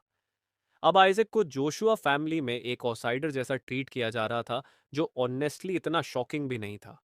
गोल अब इस लेवल तक चला गया कि उसने आइजैक को हाफ ब्लड तक बोल दिया और एक डिस्टर्बिंग थ्योरी निकाल दी। उसका मानना था कि आइजैक शायद उनके भाई का बेटा नहीं है, बल्कि सेंटेस का बेटा है। ये सुनकर राइली को एकदम गुस्सा आ गया और उसने सीधा गोल के मुंह पर एक सॉलिड पंच दे मारा। बिल्कुल डिजर्व था। आइजैक बस एंजॉय कर रहा था उन दोनों का फाइट देखकर, जो टेक्निकली एक वन साइडेड मैसाकर था, जिसमें राइली लिटरली गोल की धुलाई कर रहा था। ये सब आइजैक के फ्यूचर प्लान्स के लिए परफेक्ट था, क्योंकि जितना ज्यादा ये लोग आपस में लड़ेंगे, उतना इजी होगा उसके लिए पूरा हाउस कंट्रोल करना। लेकिन डीमन स्पिरिट उसको पोलाइटली रिमाइंड करता है कि अगर ये पूरा हाउस गिर गया तो वो भी साथ में डूबेगा, तो ये बेस्ट आइडिया नहीं होगा। नेक्स्ट सीन में आइजैक लिटरली एक पोटैटो जैसा बैठा है फैमिली के सबसे इंपॉर्टेंट मेंबर्स के बीच। सब उसके अगेंस्ट खड़े हैं, जब तक एक्टिंग मैट्रियार्क हेना जोशुआ सबको चुप रहने का ऑर्डर नहीं देती। उसने डिसाइड कर लिया कि आइजैक को एक माइनर हाउस में रखा जाएगा ताकि उस पर ज्यादा अटेंशन ना आए। फिर उसने पूछा कि राइली आइजैक को यहाँ लेकर आया ही क्यों। उसका टोन पूरा हॉस्टिलिटी भरा था, जो आइजैक को क्लियरली बता रहा था कि हेना की लॉयल्टी कहाँ है। दूसरी तरफ गोल, जो अभी भी अपनी ब्रोकन नोज के साथ बैठा है, उतना ही स्मग और अनोइंग लग रहा था जितना पहले। राइली उसका सवाल इग्नोर कर देता है और मेंशन करता है कि उनका फादर यहाँ डिसीजन लेने के लिए अवेलेबल नहीं है। हेना बताती है कि उनका फादर सिटी से बाहर गया है किसी सेंट कैंडिडेट के मैटर को हैंडल करने। तभी राइली एक बॉम्ब ड्रॉप कर देता है। आइजैक जोशुआ ने होली ट्री को रिवाइव कर दिया है। गोल और बाकी मेंबर्स स्टंट रह गए।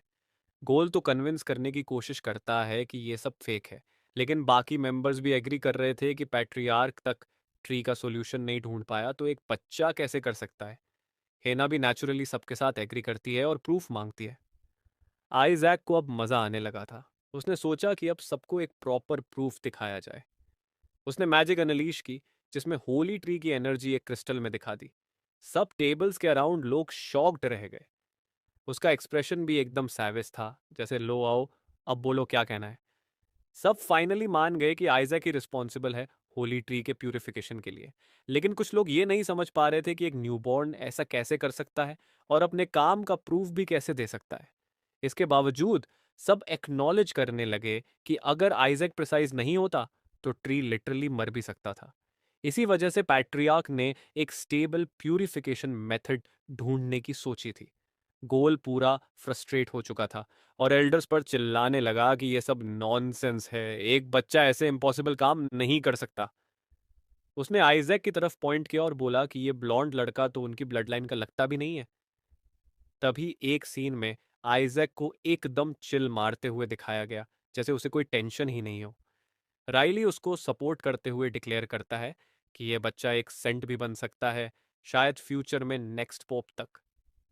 आइजैक भी इस थॉट प्रोसेस को फॉलो कर रहा था, लेकिन तभी एक और बॉम्ब गिरा दिया जाता है। उसको सिम्बा जैसा उठाकर बोल दिया जाता है कि स्केलेटन किंग को मारना होगा। आइजैक ये सुनकर एकदम शॉक हो जाता है। एल्डर्स इस बात को सुन के एकदम सीरियस हो जाते हैं, क्योंकि स्केलेटन किंग उनका आर्च नेमेसिस है। हैना सोच रही होती है कि राइली क्या खुद की ही कब्र खोद रहा है। तो वो प्रपोज करती है कि आइजैक को टेस्ट करने के लिए डिवाइन रेलिक स्टोरेज यूज किया जाए। सीन यहीं कट होता है। सीन शिफ्ट होता है पैट्रियार्क के साइड, जिसे एक मैसेज मिलता है कि डिवाइन रेलिक स्टोरेज का एक्सेस मांगा गया है। पैट्रियार्क क्लियर कर देता है कि सांटी सैडिस के किसी भी मेंबर को इसे यूज करने की परमिशन नहीं है। लेकिन तभी एक शॉकिंग बात सामने आती है। ये रिक्वेस्ट किसी सांटी सैडिस मेंबर की नहीं, बल्कि उसके अपने ग्रैंडसन की थी। उसको यकीन नहीं होता कि जोशुआ फैमिली से एक सेंट निकला है। एली जोशुआ, पैट्रियार्क, इस बात को मानने से इनकार कर देता है और बोलता है कि सिर्फ एक रियल सेंट ही इस टेस्ट को सरवाइव कर सकता है। लेकिन तभी मेलिसा अपनी फुल मेजेस्टिक ब्यूटी में एंट्री मारकर आती है और टेस्ट की परमिशन दे देती है। उसे यह सुनकर और भी इम्प्रेसिव लगता है कि आइजैक ने होली ट्री रिवाइव कर दिया है। इस वजह से वो डिसाइड करती है कि सिर्फ आइजैक नहीं, बल्कि सारे सेंट और सेंटस कैंडिडेट्स एक साथ टेस्ट देंगे। कोई रिस्क है कि किसी और हाउस होल्ड का बच्चा स्टोरेज से कुछ चुरा ना ले, लेकिन मेलिसा को इससे कोई टेंशन नहीं है। आखिर पिछले जनरेशन्स की सबसे बेस्ट सेंटेसेस भी ये करने में फेल हो चुकी हैं। अगर इस जनरेशन का कोई बच्चा इम्पॉसिबल चीज़ अचीव करता है, तो इसका मतलब है कि वो स्केलेटन किंग का शिकार करके उसे हमेशा के लिए खत्म कर सकता है। उसे ये आइडिया इतना पसंद आता है कि वो इस पर एक रिवॉर्ड लगाने का फैसला करती है। मेलिसा ऑर्डर देती है कि जो भी बच्चा स्टोरेज से सबसे वैल्यूबल ट्रेजर लेकर आएगा, उसे जोशुआ हाउस होल्ड का जेनरेशन एयरलूम दिया जाएगा। इसके अलावा वो इंश्योर करेगी कि वो बच्चा फैमिली की सीक्रेट टेक्निक भी खुद सीखे। ये डिवाइन रिलिक स्टोरेज असल में एक एंशंट सीक्रेट है जो हजारों सालों से छुपा है। ये एक स्पेशल टेक्निक है जो पहले कल्टीवेट की गई थी और तब से एक सेंटेस हमेशा इसकी गार्डियन रही है। जोशुआ फैमिली इसके मालिक हैं और सिर्फ 10 साल से कम उम्र के बच्चे ही यहाँ एंटर कर सकते हैं। इसी वजह से ये स्टोरेज सेंट कैंडिडेट टेस्ट के लिए यूज होता रहा है। कई लोग पहले से प्रिडिक्ट कर रहे थे कि स्टोरेज से जो भी बच्चा कुछ लेकर आएगा, उसकी कौन सी पावर्स अवेकन होंगी। लेकिन स्टोरेज इतनी डेंजरस है कि कैंडिडेट्स अपनी जान तक रिस्क में डाल देते हैं। पहले भी यहाँ कई लोग मर चुके हैं, इस वजह से ये ऑटोमेटिकली सील हो गया था। डीमन स्पिरिट आइजैक को टीज करता है और मजाक में पूछता है कि क्या वो इस डेंजरस ट्रायल में सरवाइव भी कर पाएगा या नहीं। आइजैक इस चैलेंज को लेकर एक्साइटेड है, क्योंकि उसका असली मिशन अपनी पुरानी पोल पुरानी बॉडी को स्टोरेज से वापस लाना है। ब्लू डिवीजन का कैप्टन आकर बताता है कि मेट्रियार्क ने एक और ऑर्डर दिया है। स्टोरेज अब सभी कैंडिडेट्स के लिए ओपन किया जाएगा। हर बड़े हाउस होल्ड से 5 कैंडिडेट्स आएंगे, लेकिन सबको पूरा यकीन है कि आइजैक सबको हरा देगा। आइजैक खुद रिलैक्स्ड फील कर रहा है, क्योंकि अब उसके पास डिस्ट्रैक्शंस हैं जो उसके मिशन को इजी बना सकती हैं। राइली आइजैक को पकड़ता है और इंसिस्ट करता है कि वो अंदर संभल के रहे, क्योंकि बैटा उसके अंदर के फियर को दिखा रहा है और वो लिटरली एक proper how to slay the skeleton king type की गाइड पढ़ रहा है। अगर उसके पास होली पावर होती तो वो होली स्पेल्स सीख सकता था, लेकिन ऐसा पॉसिबल नहीं है। डीमन स्पिरिट उसे याद दिलाता है कि अगर उसने यहाँ अपना मैजिक यूज किया तो उसे तुरंत एक डीमन डिक्लेयर कर दिया जाएगा। राइली आइजैक को लेने आता है, समझता है कि पूरा दिन काफी हेक्टिक रहा है। ये सच भी है, क्योंकि आइजैक को अच्छे ग्रोथ के लिए कम से कम 16 घंटे की नींद चाहिए होती है। राइली उसे रिजेनरेट होने के लिए एक होली स्पेल कास्ट करता है, जिससे आइजैक की एनर्जी पूरी रिकवर हो जाती है। आइजैक इतना इम्प्रेस्ड होता है कि वो चाहता है राइली और भी अटैक स्पेल्स कास्ट करे। डीमन स्पिरिट पर याद दिलाता है कि असली ऑब्जेक्टिव एनेक्स तक पहुंचना है। आइजैक को अब एक तरीका सोचना पड़ेगा जिससे वो स्टेल्थली वहां तक पहुंच सके। उसका प्लान है एक्टिंग का यूज करके राइली को फूल करना। वो ऑस्कर वर्दी परफॉर्मेंस देता है और ऐसे शो करता है जैसे वो घोड़े बेच के सो गया हो। राइली और बाकी सब इस छोटी सी ट्रिक में आ जाते हैं। डीमन स्पिरिट भी हैरान होता है कि जोशुआ फैमिली इतनी इजीली फूल कैसे हो जाती है। आइजैक सडनली सेंस करता है कि एक और बड़ी प्रॉब्लम टोटम को लेकर कुछ डिस्कशन हो रही है। वो लोग सोच रहे हैं कि उसे सेफ जगह पर रखना चाहिए, जो आइजैक के लिए बैड न्यूज़ है, क्योंकि उसे रेजरेक्शन के लिए टोटम चाहिए। पोर डूड लिटरली रो रहा होता है, क्योंकि अब उसके पास मैंटिकोर का एक्सेस भी नहीं बचा। उसे अब एक और प्लान बनाना पड़ेगा। वो अपना मिशन इम्पॉसिबल मोड ऑन करता है और चुपके से क्रॉल करके एनेक्स की तरफ बढ़ने लगता है। डीमन स्पिरिट से सिग्नल देता है कि वो दरवाज़ा खोले, लेकिन एक और दिक्कत आ जाती है। राइली ने जाते वक्त दरवाज़ा एक होली स्पेल से लॉक कर दिया था। आइसैक सीरियस फ्रस्ट्रेशन में आ जाता है। उसका प्लान ऑलरेडी फेल हो रहा है और अगर उसने अपनी मैजिक से स्पेल तोड़ने की कोशिश की तो लोग उसके पीछे पड़ जाएंगे। तभी उसका ध्यान किसी और डिस्ट्रैक्शन की तरफ जाता है। दरवाज़ा एक जोर का धक्का खाता है और एक और बच्चा उससे मिलने आता है। ये बच्चा गोयल का बेटा है, 5 साल का एक छोटा लड़का जिसका नाम शू है। ये छोटा सा बंदा एक्चुअली आइजैक का सेंट कैंडिडेट राइवल है। शू काफी गुस्से में लग रहा है। उसे लगता है कि एक नया पैदा हुआ बच्चा उसे सरपा सके कैसे कर सकता है। वो गुस्से में चिल्लाकर बोलता है कि सिर्फ और वही सेंट कैंडिडेट बनेगा। आइजैक लिटरली 1 साल का है और फिर भी उसे एक और बच्चा राइवलरी में घसीट रहा है। आइजैक के दिमाग में एक और प्लान आता है। बस एक छोटा सा मैलेट उसके फेस पर दे मारना है और फिर वो ऑटोमेटिकली उसका ट्रांसपोर्ट व्हीकल बन जाएगा। शू पेन में चिल्लाता है, लेकिन आइजैक का मन नहीं भर रहा। आइजैक शू की लिटरली पिटाई कर देता है।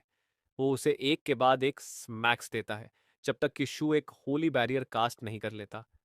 आइजैक एक्चुअली सरप्राइज हो जाता है कि ये छोटा लड़का होली बैरियर मैजिक कास्ट कर सकता है। श्री फिर एक third rank attack magic activate करता है, जो 1 साल के बच्चे को कंप्लीटली डिस्ट्रॉय करने के लिए होता है। ये आइजैक को बिल्कुल क्रेजी लगता है। आइजैक इसे इम्प्रेसिव समझता है, लेकिन उससे भी बड़ा एक बैरियर कास्ट करता है ताकि अटैक को ब्लॉक कर सके। शौर्य अपनी आंखों पर विश्वास नहीं कर सकता। सिर्फ 1 साल का बच्चा बिना किसी ट्रेनिंग के इंसेन लेवल की मैजिक यूज कर रहा है। अब शूरी ही ट्रबल में है, क्योंकि आइजैक ने अभी अभी अपना पहला अटैक स्पेल सीखा है। आइजैक शूरी की तरफ पॉइंट करता है अपना अटैक अनलीश करने के लिए, और ये सब देखकर पूरा एंजॉय कर रहा होता है। डेमन स्पिरिट रियलाइज करता है कि वो एक बच्चे के साथ मजाक कर रहा है, लेकिन उसे याद दिलाता है कि एक जोशुआ डिसेंडेंट को मारना स्मार्ट आइडिया नहीं होगा। लेकिन आइजैक ऑलरेडी ये बात जानता है। इसी वजह से उसके किसी भी अटैक ने एक्चुअली शुरी को हिट नहीं किया। एम्बैरेस्ड होकर शुरी गुस्से में चिल्लाता है कि उस बच्चे ने उसे डरा दिया। शू भी बच्चे से आर्ग्यू करने लगता है, लेकिन तभी एक शैडो लिच अपीयर होती है, क्योंकि शुरी ने आइजैक के मास्टर को छुआ था। यह देखकर शुरी पूरा पैनिक मोड में चला जाता है और घुटनों के बल गिरकर अपनी जान की भीख मांगता है। स्केर्ड, क्योंकि अब उसे रियलाइज होता है कि इस बच्चे के पास एक टेरिफाइंग बॉडीगार्ड है जो उसे प्रोटेक्ट कर रहा है। आइजैक शूरी को एक विलन की तरह घूरता है और उसे ऑर्डर देता है कि वो उसका ट्रांसपोर्ट व्हीकल बने और उसे कैरी करे।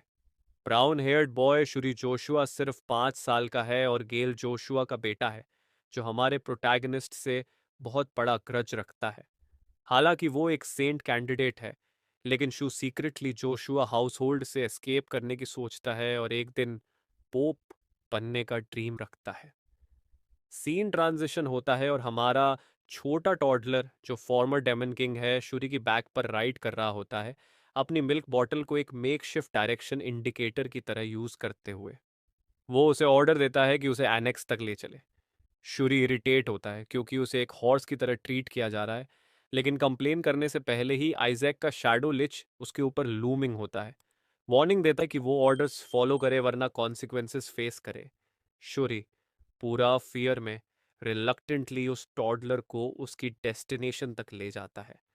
वो सोचता है कि उसे इतनी रात को कहाँ ले जाया जा रहा है और हाफ जोकिंगली क्वेश्चन करता है कि कहीं वो एक गोस्ट तो नहीं।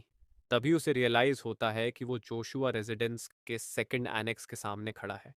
शूरी पैनिक मोड में चला जाता है, क्लेम करता है कि यह एक हॉन्टेड हाउस है और ये टॉडलर उसे यहाँ क्यों ले आया है। उसे याद आता है कि एनेक्स एक कर्स्ड जगह मानी जाती है, जहाँ बहुत सारे लोगों की जान गई है। इस वजह से पेट्रियार्क ने एंट्री स्ट्रिक्टली फॉरबिडन रखी है। मीनवाइल आइजैक और उसका शैडो पेट विस्पर सीक्रेटली कुछ डेंजरस प्लान कर रहे होते हैं। एनेक्स के अंदर इतनी हाई माना लेवल्स हैं कि अगर प्रॉपरली यूटिलाइज किया जाए तो एक प्योर डेकेड की ट्रेनिंग के बराबर हो सकता है। एक्साइटेड होकर टॉडलर शू के ईयर्स को पुल करता है और उसे अंदर ले चलने के लिए फोर्स करता है, लेकिन उसका कजन रेजिस्ट करता है, इंसिस्ट करता है कि ऐसी जगह पर उनको अलाउड नहीं होना चाहिए। लेकिन जैसे ही वो और रेजिस्ट करने लगता है, शैडो फिर से अपीयर होती है और उसे पूरा डरा देती है, फोर्सफुली उसे टॉडलर के ऑर्डर्स मानने पर मजबूर कर देती है। ट्रेम्बलिंग विथ फियर, शूरी डर डर के एनेक्स के अंदर जाने लगता है। Toddler Isaac on the other hand पूरी तरह एनेक्स के इनर स्टेट को एनालाइज कर रहा होता है। प्लेस बाहर से जितनी ओल्ड और स्केरी दिखती थी, अंदर से उससे भी ज्यादा वर्स लग रही होती है। उसका पेट विस्पर पूरे जगह को स्कैन करता है और बताता है कि एनेक्स किसी तरह के सील से कवर्ड है। विस्पर फर्दर क्लैरिफाई करता है कि हर एक डोर के आसपास एक बैरियर है, जो आइजैक को डिसअपॉइंट कर देता है क्योंकि उसे एक क्लियर पाथ की उम्मीद थी। दूसरी तरफ श्री पैनिक मोड में इंसिस्ट करता है कि उन्हें यहाँ से निकल जाना चाहिए क्योंकि सब लॉक्ड और सील्ड है, लेकिन आइजैक इजीली गिव अप करने वालों में से नहीं है। फ्रस्ट्रेशन में वो शुरी के पूप ब्राउन हेयर को पुल करता है। तभी उन दोनों की नज़र वॉल्स पर लटके पेंटिंग्स पर पड़ती है। शुरी अपने बेबी मास्टर को बताता है कि ये पेंटिंग्स पास्ट पेट्रियार्क्स की हैं। शू को लगता है कि आइजैक का यहाँ आने का कुछ बड़ा प्लान है। वो उससे पूछता है कि क्या वो भी पेट्रियार्क पोजीशन के लिए compete करेगा। शुरी थोड़ा काम होता है और कॉन्फिडेंटली बोस्ट करता है कि एक दिन वो डेफिनेटली नेक्स्ट पेट्रियार्क बनेगा। मीनवाइल आइजैक एक न्यू प्लान बनाता है। उसे पेंटिंग्स के आसपास भी बैरियर्स का सेंस होता है। वो अपनी मैजिकल मिल्क बॉटल उठाता है, जो अब रेड ग्लो कर रही होती है, और उसे बैरियर तोड़ने के लिए यूज करता है। शूरी की स्पाइन में एक चिल दौड़ जाता है क्योंकि उसे रियलाइज होता है कि अब ये सब उसके ऊपर ब्लेम होने वाला है। वो अपने हाथ सिर पर रखकर टॉडलर से चिल्लाकर पूछता है कि वो उनके ग्रेट एंसेस्टर्स की पेंटिंग्स के साथ क्या कर रहा है। लेकिन आइजैक टोटली अनफेज्ड होता है और कैजुअली रिप्लाई करता है कि सिर्फ एक इडियट ही पोर्ट्रेट्स पर बैरियर लगाएगा। उसका पेट कंफर्म करता है कि बैरियर ब्रेक हो चुका है, जो आइजैक को और भी ज्यादा एक्साइटेड कर देता है। एक मिस्चीवस ग्रिन के साथ आइजैक शूरी के शोल्डर्स से जंप करके नीचे गिरता है और एक पैरल रोल जैसा मूव करते हुए एग्जिट की तरफ भागता है। शूरी पूरा पैनिक मोड में चिल्लाता है कि यह छोटा सा डेविल अब कहाँ भाग रहा है इतना बड़ा मेस क्रिएट करने के बाद। लेकिन जैसे ही आइजैक डोर तक पहुंचता है, वो विस्पर को कमांड देता है कि उसे लॉक कर दे, शूरी को बाहर अकेला छोड़ते हुए। शूरी कंफ्यूजन और गुस्से में चिल्लाकर आइजैक से पूछता है कि वो क्या कर रहा है, लेकिन हमारा टायरानिकल टॉडलर बस कैजुअली हाथ हिलाकर कह देता है कि एक छोटे बच्चे को यह सब जानने की जरूरत नहीं है। आइजैक अंदर बैठता है और अपना माना अब्सॉर्बिंग रिचुअल शुरू करता है। शूरी अब और टॉलरेट नहीं कर सकता। वो डिमांड करता है कि आइजैक तुरंत बाहर आए वरना वो एडल्ट्स को सब बता देगा। वार्निंग देता है कि अगर पता चल गया तो आइजैक को एक ट्रेटर डिक्लेयर कर दिया जाएगा। लेकिन जैसे ही वो डोर पर नॉक करता है, उसे एक अजीब सी टेंशन फील होती है। टर्न्स आउट एडल्ट्स ऑलरेडी उन दोनों को ढूंढ रहे होते हैं। जैसे ही एडल्ट्स उनके पास पहुंचते हैं, शूरी सोचता है कि यह परफेक्ट टाइम है आइजैक की कंप्लेंट करने का। लेकिन जैसे ही वो एक शब्द भी बोलने वाला होता है, एक ओल्ड गाइजर फुल गुस्से में अंदर आता है। वो शूरी को बहुत जोर से डांटने लगता है कि उसने एक फॉरबिडन जगह में एंटर क्यों किया, चाहे कोई भी रीजन हो। शूरी का फेस पूरा पेल पड़ जाता है जब एक ओल्ड वुमन उसे स्कोल्ड करने लगती है कि उसने कितनी इमेच्योर तरह एक्ट किया और एक टॉडलर को भी साथ ले आया। वो उस पर रेकलेस होने का इल्जाम लगाती है और याद दिलाती है कि बहुत सारे लोगों ने उसे छोटे बच्चे को अपनी बैक पर कैरी करते देखा है। फिर वो पूछती है कि जो होली मैजिक के ट्रेसेस उसे आइजैक के रूम में मिले, क्या वो सब उसका काम था? शूरी इन सदन इंक्वायरीज से ऑन ऑफ गार्ड पकड़ा जाता है और अपनी सफाई देने के लिए शब्द नहीं ढूंढ पाता। आखिर कौन मानेगा कि ये सब सिर्फ वो एक टॉडलर का काम था? उसका साइलेंस सिर्फ डाउट्स और बढ़ा देता है। तभी अंकल रिय आगे बढ़ते हैं और एक सीरियस एक्सप्रेशन के साथ शू के शोल्डर पर हाथ रखते हैं। वो उसे स्कोल्ड करते हैं, एम्फेसाइज करते हैं कि इस बार उसने हद पार कर दी। फिर एक काल्मर टोन में वो शूरी पर इल्जाम लगाते हैं कि उसने एक ऐसे टॉडलर को तंग किया जो अभी तक अपनी माँ का दूध पीना नहीं छोड़ा है। अंकल रिय फिर शाइनिंग आर्मर में एक सैवियर की तरह डोर नॉक करते हैं। आइजैक से पूछते हैं कि क्या वो अंदर है। ये लीजेंड लिटरली एक न्यूबॉर्न से पूछ रहा है कि क्या वो कहीं बंद तो नहीं हो गया। जब डोर खुलता है तो उन्हें आइजैक अंदर बैठा मिलता है। जोर जोर से रो रहा होता है और एकदम टेरिफाइड लग रहा होता है। बूढ़ी औरत तुरंत आगे बढ़ती है, छोटे टॉडलर के लिए चिंता करते हुए जो अकेला छोड़ा गया था। वो बेचारे डरे हुए बच्चे के लिए सिंपैथी फील करती है। दूसरी तरफ शूरी की फ्रस्ट्रेशन पीक पर पहुंच जाती है। वो आइजैक की तरफ देखता है, उसके अंदर गुस्सा बढ़ता जाता है और फाइनली वो अपना टेम्पर कंट्रोल नहीं कर पाता। वो पूरा गुस्से में चिल्लाता है, डिमांडिंग एन एक्सप्लेनेशन। बूढ़ी औरत ये सडन आउटबर्स्ट नोटिस करती है और अपनी आईब्रोज फर्रो कर लेती है। सोचती है कि शूरी इतना रिएक्ट क्यों कर रहा है। क्या ये ठंडी हवा का इफेक्ट है? मीनक्वाइल आइजैक राइली की आर्म्स में कंफर्टेबली बैठा होता है, बिल्कुल अनअवेयर कि रूम में टेंशन पड़ रही है। वो अपनी एब्जॉर्ब्ड मैजिक का पूरा मजा ले रहा होता है, अपने छोटे हाथों को सेटिस्फैक्शन में टाइट बैंड करके। देखा जाए तो जितनी मना उसने एब्जॉर्ब की है वो नॉर्मली लोगों को टिकेट्स लग जाते कलेक्ट करने में। अब इतनी पावर गैदर करने के बाद वो इसे एफिशिएंटली यूज करने का प्लान बनाता है जो उसने ऑलरेडी सोच रखा है। अगली सुबह सारी हंगामा के बाद अंकल रिय डिसाइड करते हैं कि अब एक्शन लेने का टाइम आ गया है। वो आइजैक के रूम में एक लेडी के साथ आते हैं और उसे इंट्रोड्यूस करते हैं एज हिज असिस्टेंट। वो नोबल लेडी आगे बढ़कर इंट्रोड्यूस करती है कि उसका नाम एल लारा है और कन्वीनियंटली वो जोशुआ हाउस होल्ड की एक होली नाइट भी है। इंट्रो खत्म करने के बाद वो ग्रेसफुली झुकती है और आइजैक से प्रॉमिस करती है कि जब तक उसकी जान है वो उसकी सेवा करेगी। छोटा टॉडलर ये सोचता है कि क्या ये सब पिछली रात की वजह से हो रहा है। वो अपना बेस्ट बेबी घोस्ट एक्ट लगाता है और उस लेडी से कहता है कि उसकी नज़र से दूर हो जाए। सिचुएशन थोड़ी ऑकवर्ड होने लगती है, लेकिन वो लेडी पीछे हटने को तैयार नहीं होती। उसका चेहरा थोड़ा लाल पड़ता है और वो शाइली पूछती है कि क्या वो आइजैक की चीक्स पिंच कर सकती है। आइजैक कंफ्यूज हो जाता है कि ये लेडी क्या करने की कोशिश कर रही है, स्पेशली कंसिडरिंग कि उसके घर में ऑलरेडी इतने अजीब लोग हैं। तभी अंकल री अपनी कोट के अंदर वाली पॉकेट से एक रिंग निकालते हैं और आइजैक को देते हैं, कहकर कि ये एक स्पेशल गिफ्ट है उसके अंकल की तरफ से।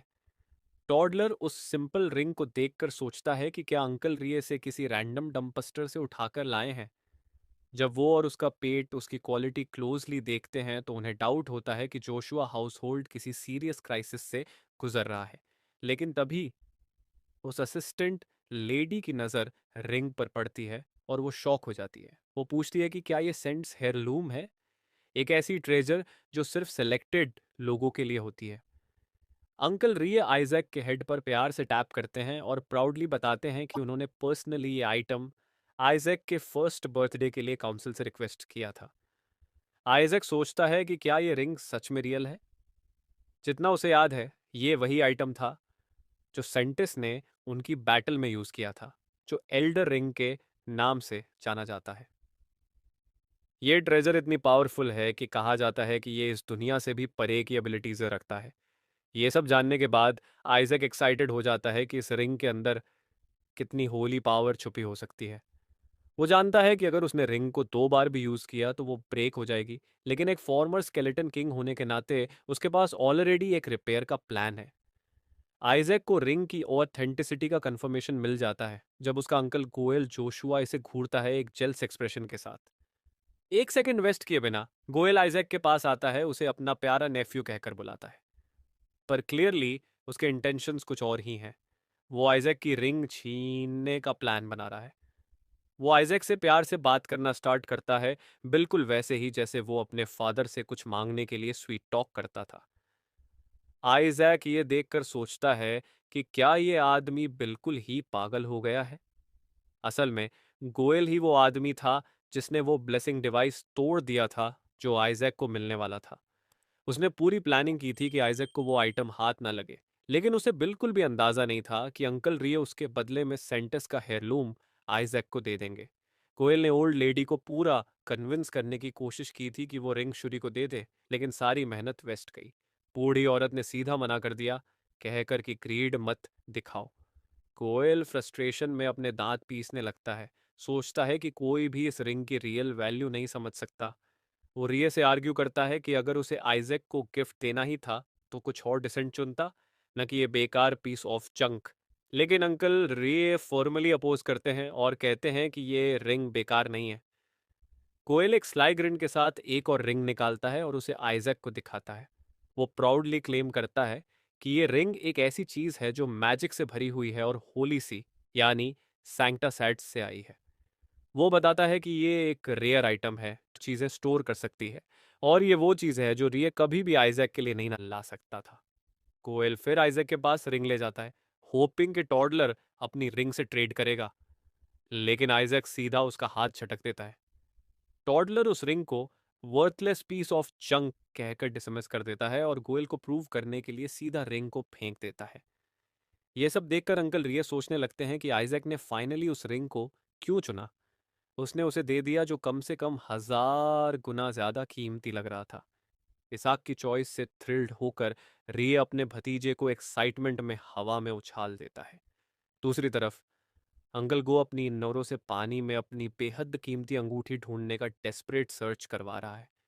हवा में उछलता छोटा बच्चा अंदर से बहुत ऑप्टिमिस्टिक महसूस कर रहा है, क्योंकि उसे पता है कि वह कभी नहीं मिलने वाली, क्योंकि उसने उस पर फेट मैजिक डाल दिया था। इसाक से इम्प्रेस होकर उसका चाचा उसकी तारीफ करता है कि वह हमेशा एक्सपेक्टेशंस पर खरा उतरता है, पर उसका मूड तुरंत शिफ्ट हो जाता है जब इसाक कैजुअली कह देता है कि उसे सुबह उठाना। वहीं अंकल गोयल पूरा मेल्टडाउन मोड में चला जाता है, चीखने चिल्लाने लगता है क्योंकि उसकी प्रेशियस फॉर्चून रिंग खो चुकी है और उसके आदमी उसे कहीं भी नहीं ढूंढ पा रहे। सीन शिफ्ट होता है और दिखाया जाता है कि अंकल गोयल अपने कमरे में गुस्से से टेबल पर जोर से मुक्का मार रहा है। फ्रस्ट्रेशन में वह आर्ग्यू करता है कि एक नन्हे बच्चे को कोई अंदाजा ही नहीं कि उसने वह स्टोरेज रिंग कितनी मुश्किल से हासिल की थी। एक गहरी सांस लेकर वह यह सोच हटा देता है, उम्मीद करता है कि इसाक कभी भी एल्डर रिंग का सही तरीके से इस्तेमाल नहीं कर पाएगा। कोयल अपने मन को यह कहकर तसल्ली देता है कि टॉडलर इसकी पावर कभी यूज नहीं कर पाएगा, क्योंकि इससे कम से कम 20 लोगों जितनी होली पावर अब्सॉर्ब करनी पड़ेगी। यह सोचकर वह जोर से हंसता है, कन्विंस हो जाता है कि यह बच्चा कभी भी यह काम नहीं कर सकता। वह और भी ज्यादा मजाक उड़ाता है और प्रिडिक्ट करता है कि इसाक के बर्थडे सेरेमनी में 10 लोग भी नहीं आएंगे। लेकिन अगले दिन सब कुछ उल्टा हो जाता है। जगह पूरी तरह भरी होती है। करीब 4000 लोग इवेंट में शामिल होते हैं, जिनमें 148 प्लस सेंट कैंडिडेट्स भी होते हैं। मालूम पड़ता है कि सारे ड्यूकल फैमिलीज, कई मार्की फैमिलीज और खुद इंपीरियल मैजेस्टी भी सेरेमनी अटेंड करने आए हैं।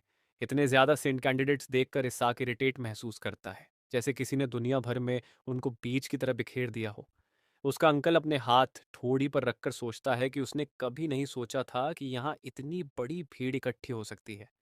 जैसे ही वह यह सब समझने की कोशिश करता है, तभी उसका बेस्टी काउंट सिमोन अचानक आ जाता है। एक सेकंड वेस्ट किए बिना वह पूछता है कि सिमोन यहाँ कैसे आया। सिमोन एक बड़ा स्माइल देकर समझाता है कि अफवाह दूर तक फैल चुकी है और ऐसे बड़े इवेंट को वह कैसे मिस कर सकता है। पैरेट फिर डाउट करता है कि रेली ने कैसे उसे उसके घर में बंद रखा होगा, जबकि जोशुआ हाउस होल्ड का हेड बहुत कुछ रिस्क ले चुका है। लेकिन सिमोन फिर एक बड़ी बॉम्बशेल न्यूज़ ड्रॉप करता है। पोप की अपनी फैमिली भी सेरेमनी अटेंड करने वाली है। इसाक का अंकल इस बात पर हंस देता है, इसे रिडिकुलस बताता है। उसका कहना है कि पोप की फैमिली एक नॉर्मल इवेंट के लिए कभी बॉदर नहीं करेगी। सिमोन बिना किसी हेजिटेशन के सच्चाई बोल देता है। उनका कॉमनर्स से कितना ज्यादा नफरत है, यह सबको पता है। उसके शब्दों का बोझ हवा में लटकने लगता है, लेकिन उसके कुछ और कहने से पहले रिये उसे चुप रहने के लिए कह देता है। दीवारों के भी कान होते हैं। सिमोन पर इस बात का कोई असर नहीं होता, क्योंकि उसका खुद का बेटा आर्मेन एक सेंट कैंडिडेट बन चुका है। पर फिर भी रेली उसे संभल कर बोलने के लिए कहता है। जैसे ही उनका आर्गुमेंट इंटेंस होता है, एक अजीब सी प्रेजेंस महसूस होने लगती है। बिशप पैरेट बिना आवाज किए रूम में आ जाता है और एक अनईजी वाइब फैल जाती है। वह एक स्मग ग्रिन के साथ रिये का मजाक उड़ाता है, उस वीक और अनवर्दी कहकर। उसके लिए एक इतने ग्रैंड इवेंट का सक्सेस एक जोक जैसा लगता है। फिर उसकी नज़र इस साक के फैमिली पर पड़ती है और उसका टोन और भी सार्कास्टिक हो जाता है। क्या तुम्हारा सेंट कैंडिडेट किसी भी तरह से फैमिली का नाम रोशन कर सकेगा? पूरी दुनिया में जोशुआ फैमिली के लड़कों की खूबसूरती मशहूर है, लेकिन उन्हें बेकार माना जाता है।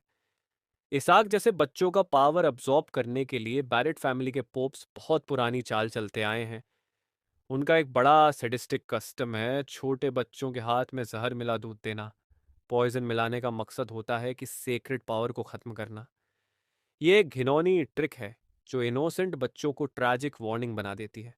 लेकिन इस बार नतीजा बिल्कुल अलग होता है।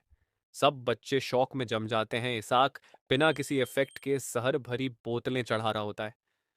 हर एक बोतल खत्म करने के बाद वह सेंट कैंडिडेट्स को क्रीपी तरीके से और पॉइजन देने के लिए देखता है। वह सिर्फ पॉइजन नहीं पी रहा, बल्कि सेंट कैंडिडेट्स को टेरराइज भी कर रहा है। और लाओ, वह खाली बोतलें उनके ऊपर फेंकता है जब तक वे रोने नहीं लगते। पूरा हॉल साइलेंस में जम जाता है। कोई बिलीव नहीं कर सकता कि एक छोटा बच्चा इतने पावरफुल पॉइजन को मजेदार जूस की तरह पी रहा है। वह तो एक मॉन्स्ट्रस बेबी है। कुछ बच्चे आपस में फुसफुसाने लगते हैं। एक मोमेंट आता है जब एक लड़का इसाक से पॉइजन बॉटल छीन लेता है उसकी थर्स्ट देखकर। पर इसाक नॉर्मल पानी से बिल्कुल भी इम्प्रेस नहीं होता। वह बिना सोचे समझे बॉटल उसके मुंह पर फेंक देता है और पॉइजन जूस के लिए दूसरे बच्चे से डिमांड करने लगता है। सब लोग सोचने लगते हैं, क्या यह बच्चा डिटॉक्सिफिकेशन मैजिक अनलॉक कर चुका है? उनका डर और भी बढ़ने लगता है। कुछ लोग ये भी सोचने लगते हैं कि शायद इसाक एक विलेन नहीं, बल्कि एक हीरो है जो उन्हें पॉइजन से बचा रहा है। लेकिन उनके यह थॉट्स ज्यादा देर नहीं टिकते, क्योंकि इसाक और भी जहर भरी बोतल मांगने लगता है। अचानक एक तेज और जबरदस्त प्रेजेंस रूम में फैल जाती है और सारी अटेंशन एक पल में चुरा लेती है। एक सफेद बालों वाला लड़का कॉन्फिडेंस से भरा चेहरा लेकर एंटर करता है और इस एब्सर्ड आइडिया को डिसमिस कर देता है कि एक छोटा सा टॉडलर सेल्फ सैक्रिफिशियल हो सकता है। शेर तुरंत सीधा बैठ जाता है, शौक में। उसके दिमाग में एक ही सवाल घूम रहा है कि ना बैरेट यहाँ क्या कर रहा है। उसे तो पोप के अपने बेटे के ट्रायल में शामिल होने की एक भी अफवाह नहीं मिली थी। पूरा हॉल स्टंट साइलेंस में चला जाता है। सबकी नज़र उस फाइट हेयर्ड लेजेंड पर अटक जाती है। सबके मन में एक ही क्वेश्चन घूम रहा है, वो सेंट्स रिलिक्स क्यों चाहता है? सेंट कैंडिडेट्स के चेहरों पर एक तरह की हार का एहसास दिखने लगता है। उन्हें समझ आता है कि अगर केन बैरेट ट्रायल में पार्टिसिपेट कर रहा है तो कोई फायदा ही नहीं बचा। लेकिन हमारा स्मग बेबी इस पॉम्पस लड़के से बिल्कुल भी इम्प्रेस नहीं होता। सबको पता है कि हर बैरेट फैमिली का बंदा दलदल रंग के बालों के साथ पैदा होता है, तो इसका इतना चमकता सफेद बाल देखकर आइजैक सोचता है, कहीं इसने ब्लीच तो नहीं कर लिया। लेकिन उसके सोचने से पहले ही बैरेट बॉय एक चीकी ग्रिन देता है।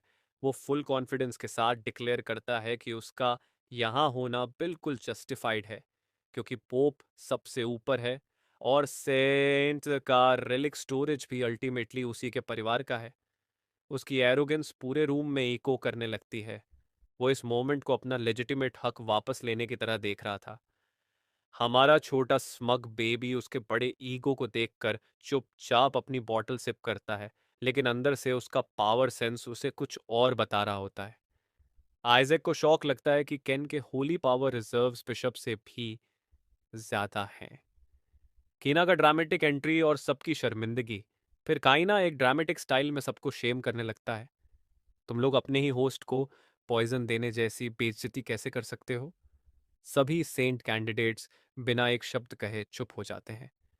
तभी आइजैक आगे बढ़ता है और सुनता है कि लोग कह रहे हैं बच्चा खुद से पॉइजन डिटॉक्सिफाई नहीं कर रहा, बल्कि सेंट्स मिराकुलस पावर उसे बचा रही है। आइजैक के मन में एक ही सवाल आता है, क्या ये सब बिना कॉमन सेंस के पैदा हुए हैं? फिर गोल्डन बॉय ग्रेट सेवियर बनने का नाटक करता है और अपना डिटॉक्सिफाइंग स्पेल कास्ट करता है। सभी कैंडिडेट्स उसके एडवांस्ड मैजिक से इम्प्रेस हो जाते हैं, लेकिन आइजैक को ये ड्रामा बर्दाश्त नहीं होता। आइजैक का पंच ऑफ द सेंचुरी। एक तेज मूव के साथ आइजैक अपनी छोटी सी मुट्ठी सीधा केन के मुंह पर दे मारता है।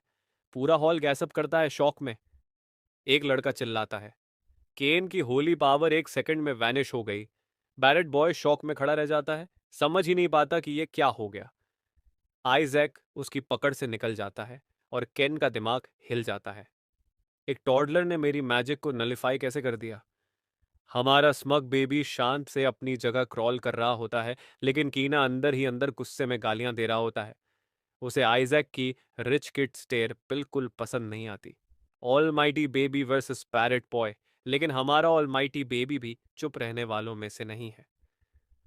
वो केन को डेथ ग्लेयर देता है और एक और हिट मारने के लिए तैयार हो जाता है, लेकिन उसके अटैक से पहले ही शर बीच में कूद पड़ता है।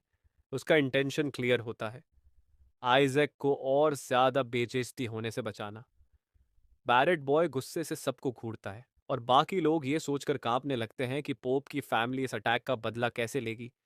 आइसाक शू की फुल वेट ग्रिप में फंस जाता है, इस वजह से वो और हिट नहीं मार सकता। काइना ये देखकर अपने आप को सुपीरियर फील करता है और एरोगेंस से कहकर चला जाता है, अगर इतना टैलेंट है तो कम से कम अपनी फैमिली की रिप्यूटेशन वापस लाने की कोशिश तो करो। आइजैक अंदर ही अंदर गुस्से से फटने वाला होता है, लेकिन शू की ग्रिप की वजह से कंट्रोल में रहना पड़ता है। काइना की बड़ी डिक्लेरेशन। काइना एक आखिरी एरोगेंट रिमार्क मार के डिक्लेयर करता है, मैं सबसे बड़ी दौलत स्केलेटन किंग का बॉडी जीतने वाला हूं। एक प्यूनी जोशुआ रंट उसके पास तक नहीं पहुंच सकता। इस बात पर श्री भी चिढ़ जाता है, लेकिन आइसाक का गुस्सा और ज्यादा बढ़ जाता है। वो अपने कजिन को झटके से हिलाता है, कंफर्म करने के लिए कि काइना का मतलब क्या था। बचपन की टेक्निकलिटीज से अनजान काइना कंफ्यूजन में झुकता है और तभी उसके दिमाग में एक बड़ी रियलाइजेशन आती है। मेलिसा ने कहा था, जो भी स्केलेटन किंग का बॉडी वापस लाएगा उसे सीक्रेट टेक्निक सिखाई जाएगी। ये बात आइजैक के दिमाग में टन ऑफ ब्रिक्स की तरह गिरती है। मेरी माँ ने मेरी बोनी बॉडी पर बाउंड्री लगा दी। आइजैक अंदर ही अंदर अपनी माँ को गाली देने लगता है। ट्रायल की शुरुआत और आइजैक का हाई स्पीड एस्केप। केओस धीरे धीरे सेटल होता है और सेंट कैंडिडेट्स ट्रायल के स्टार्ट होने का इंतजार करते हैं, लेकिन हमारा हीरो बोर हो चुका है। उसका दिमाग अपनी ग्लोरी डेज याद करने लगता है, जब वो स्केलेटन किंग था और उसका बॉडी सेंचुरीज के माना से भरा होता था। लेकिन आज ये ग्रीडी बच्चे उसके रास्ते का बड़ा ऑब्स्टिकल हैं। आइसाक अपनी बॉटल एक तरफ फेंकता है और जो भी उसके रास्ते में आएगा उसे क्रश करने के लिए तैयार होता है। तभी होली सीज का एक रोब्ड मैन आगे आता है और कैंडिडेट्स को एक बोरिंग सा हिस्ट्री लेक्चर देने लगता है, लेकिन हमारा ऑलमाइटी बेबी इंप्रेस नहीं होता। उसे लगता है ये सिर्फ एक टाइम वेस्ट है, तो बिना कुछ सोचे वो क्वाइटली एग्जिट लेने लगता है। शू उसे रोकने की कोशिश करता है, लेकिन आइजैक एक फ्लिक ऑफ फुट के साथ कैनबॉल की तरह ब्लास्ट ऑफ हो जाता है। एक लाउड बूम रूम में इको करता है। सब लोग शॉक में जम जाते हैं। अब आइसाक अपना नया सीखा spell high speed STRIDE activate करता है और सीधा रिस्ट्रिक्टेड जोन की तरफ जिप कर जाता है। हिस्ट्री टीचर फ्रैंटिकली चिल्लाने लगता है, रुको, वो एरिया ट्रैप्स से भरा है। सब लोग शॉक में प्रोसेस करने की कोशिश करते हैं और फिर फुल ऑन चेज स्टार्ट हो जाता है सुपरसोनिक बेबी को पकड़ने के लिए। दूसरी तरफ जोशुआ मेंशन के बैंक्वेट हॉल में ऐसी टेंशन से भर जाती है। सब एक मैजिकल ग्लोब के इर्द गिर्द जमा हैं, ट्रायल को लाइव देख रहे हैं। कमेंटेटर अनाउंस करता है, हमने अंदर का लाइव फीड फैमिलियर्स के थ्रू ट्रैक करना शुरू कर दिया है। रेली और बाकी नोबल्स शॉक हो जाते हैं जब पता चलता है कि पहला डोर खुल चुका है। सबसे बड़ा सरप्राइज थर्ड प्लेस पर है अरमान, जो कि री के लाउड माउथ्ड दोस्त का बेटा है। फिर आता है शू जोशुआ, जो सेकंड पोजीशन पे आता है। अनाउंसर एक ड्रामेटिक पॉज लेता है और फिर फ्रंट रनर का नाम अनाउंस करता है, हमारा छोटा हीरो। उसका नाम जोर से चिल्लाया जाता है, जो रूम में सबको हिला कर रख देता है। मैजिक ऑर्ब एक बेबी को दिखाता है जो ट्रैप फिल्ड चैम्बर को तोड़ते हुए आगे बढ़ रहा है, और एक चर्च एम्प्लॉय उसके पीछे भाग रहा है। बुजुर्ग आदमी जितना तेज दौड़ सकता है दौड़ता है, क्योंकि उसे डर है कि ये टॉडलर कहीं खुद को मार न बैठे। लेकिन एक गलती से